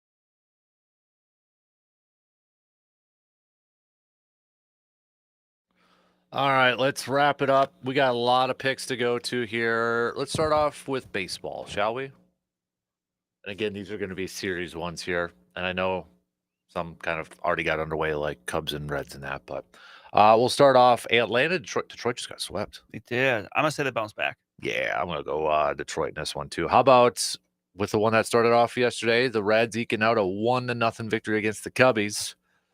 I'll take the Cubs. It's a 4-game series, right? It is, but that's what I mean. Like they'll split it. Okay, so the overall Cubs will win split. 2. Yeah, I thought we were just saying. Yep. No, say- I just wanted to make sure that you were yep. going to say like That's 3 how out of 4. yep. So I'm with you. Split, but the Cubs win the next 2 out of 3. So Athletics versus the Pittsburgh Pirates. Ooh, I'm gonna go Athletics. I'm gonna go with the A's too. Can I call them the A's yet? Can I call them that? Let's go Yankees and Baltimore. They also started yesterday. Yankees won. I'll say Yankees. Yeah, Yankees. Let's go Washington versus the New York Mets. I'm gonna go with the Mets. I'll go with the Mets too. Boston taking on Tampa Bay. Boston. Boston. Padres and the White Sox. Padres. Toronto and Kansas City. I'm gonna go Kansas City. Ooh. I'll go Toronto. Yeah, I'm gonna go Toronto. Miami and Texas. Texas really needs this. Yeah, I'm gonna go Texas though. They get it. Yeah, I'll go Texas. Cleveland, Minnesota. Cleveland playing good too. Yeah, Cleveland. I mean, they were for a while. It kind of looked like they were falling out of the race, and here they are, Cleveland. Yeah, I'm going Cleveland. How about this one? Maybe the series of the weekend. Seattle and Houston. Yeah, they're literally tied right now. Yep. I'm gonna go Seattle. I'm gonna go Seattle too. By the way, why, Brandon, Mr. Baseball guy? How is it possible that Aaron Judge is running away with the MVP vote? I don't know. I don't understand this. Like, it's not even so much against him. It's just, why is Cal Raleigh not getting more? Right. As a switch hitting catcher. Like, I get Judge has a higher average on base, but like Cal Raleigh is hitting 50-some home runs as a catcher. And he's a switch hitting catcher for and his nickname is the Big Dumper. Well, and it's Seattle. Like, I know people had thought maybe Seattle would get into the postseason but I mean, I think they're still playing better than what a lot expected. Yeah. I mean, this is the definition to me of an MVP, what Cal Raleigh is doing. I agree. And I understand Judge's numbers are awesome too. But the discrepancy, and then the odds are so wide. Yeah. Where people are saying, well, if Cal hits 60 home runs, then maybe. I'm sorry, like, really? If you only hit 59, sorry, you can't get it. But all right, we're on the same page. At least that was just bugging me. Angels, Rockies. Ooh. I'm gonna go Rockies. Why not? I'll go Rockies. Probably another really good series, Phillies and the Diamondbacks. Yeah, Diamondbacks are hot. I'm gonna take Phillies though. I want to take Arizona, but I'm gonna take the Phillies. Yeah. Giants, Dodgers, a desperate Giants team at this point. Yeah, they're desperate, but I'm gonna go Dodgers. I'm gonna go Dodgers too. And then Brewers, Cardinals. I'm gonna go Brewers 2 or 3, but St. Louis is actually a pretty good team at home. Yeah. They're like 5 games under, but they're like 6 games above 500 at home. So I think these are really competitive games, but I will take the Brewers 2 or 3. I am nervous about this series. Because I don't think it'll be easy going. I mean, just look at last week. Yeah. It took that epic Saturday night comeback to get her done. I'll go Brewers, but I'll tell you, I'm not confident. I'm not confident in it. So, all right, let's do some college football picks. Hey, Iowa Rutgers tonight, man. Who you got? Iowa's favored by 2.5. I'm gonna go with Iowa. I'll go Iowa. Number 17, Texas Tech. Take it on number 16, your favorite team, Utah. Well, Cam Rising's not there anymore, but I'm actually going to go Texas Tech. I'm going to go Utah. This is an early start, too, for Give Utah. me 2. Yeah, it is. 10 a.m. I mean, it's the big noon game. Yep. You know the quote, Utah, give me 2? Johnny Utah. Yeah. Name the movie, though. Point Break. And who said it? Our friend of the program, Gary Busey. That's probably one of the biggest what ifs of my life. Oh my gosh! What if we got Gary Busey on? We almost did. Would you still have a show? We almost did. We almost did. We almost did. We almost had Gary Busey. Can't wait when Hudson gets older and he's watching Lethal Weapon and Point Break and Entourage and he's familiar with Gary Busey. I'm like, I almost had that guy on the show. Right now he's like, cares who? Let's do. Okay, I'm going to throw this in here because they've been stinking lately. Syracuse and Clemson. Yeah, Clemson, but boy, if they don't, Dabo, get ready to learn like ESPN studio show, bud. Let's do. How about North Texas at Army? Because North Texas is favored Army by 1.5. I had Army. to throw that. I'll go Army too. It's at West Point, so why not? Let's do Auburn, number 22 at number 11, Oklahoma. Oklahoma. I'll go Oklahoma. The line's only 1.5. It's the Bussin' with the Boys Bowl. Michigan, number 21 at Nebraska. Ooh. I'm going to go Michigan. I'm going to go Nebraska. Let's do just kind of scrolling through here. How about NC State Duke? Duke's favored by 2.5. Duke. I'll go Duke. Trying to find some like close line ones here. South Carolina at Missouri. Missouri's 9.5. Missouri. I'll go Missouri. Let's do Florida at Miami. The college game day game for some Yep. reason. Yeah. I'm going to go Miami. Illinois at Indiana. This is where they should have been. I'm going to go Illinois. I'm going to go Illinois. Does it surprise you? Illinois is ranked 9th, and I know we got to get going here. Indiana is 19th, but Indiana's favored by 6.5. A little bit. I'm going to go Illinois. Yeah, I'm going to go Illinois too. Let's do okay, Wisconsin. Do they cover? What's this? What is it? I think it was 6.5. They're favored? Yes. No. I don't think they do. 9.5. I'm sorry. Oh, 9.5. no, I'll take Maryland. Okay. Wisconsin win, but you take Maryland cover? No, I'm going to take Maryland. All right. All right. I'll go Wisconsin, but they don't cover. Really quick NFL games. We're just going to run through this one because I've got a minute and a half here. So, Colts, Titans. Colts. Pittsburgh, New England. Pittsburgh. Rams, Eagles. This is an interesting one. I'm going to go Eagles. I'll go Eagles. If it was in LA, I'd go Rams. Jets, Buccaneers. Bucks. Raiders, Commanders. Falcons and your Super Bowl champs, Panthers. I'm going to take the Falcons. I'll take Falcons. Texans, Jaguars. Texans. The Broncos or the Chargers. I am going to go Chargers. I'm going to go Chargers too. Broncos fall to 1-2. Saints, Seattle. Seahawks. Dallas, Chicago. Dallas is only a 1.5 point favorite. Ooh. Dallas. Arizona, San Francisco. Niners. Chiefs, Giants. Chiefs. How are the Chiefs not a bigger favorite? Yeah, Chiefs. Your Vikings, Bengals. I'm going to go Bengals. I'll go Vikings. Green Bay, Cleveland. Green Bay. I'll go Green Bay too. Does Green Bay cover by 7.5? Yes. Okay. Also, Detroit, Baltimore. Oh, yeah. I got to scroll down a little bit more, don't I? Detroit, Baltimore. I'm going to go Baltimore too. Detroit could start 1-2. The perfect weekend for a Packers fan would be Green Bay wins, Minnesota loses, Chicago loses, and Detroit loses. Green Bay would be 3-0, 1-2, 1-2, 0-3. But that means you have to cheer for the Cowboys. It's Bears. I can get away with it. So you want them to have a little bit of I want them to get a big head going into next week. A little steam behind them heading into Yep. So, all right, that's it. Have a fantastic weekend. Lots of sports for you all to check out in person or watch. Make sure you get out and do that. We'll be back Monday morning, hopefully for a Victory Monday.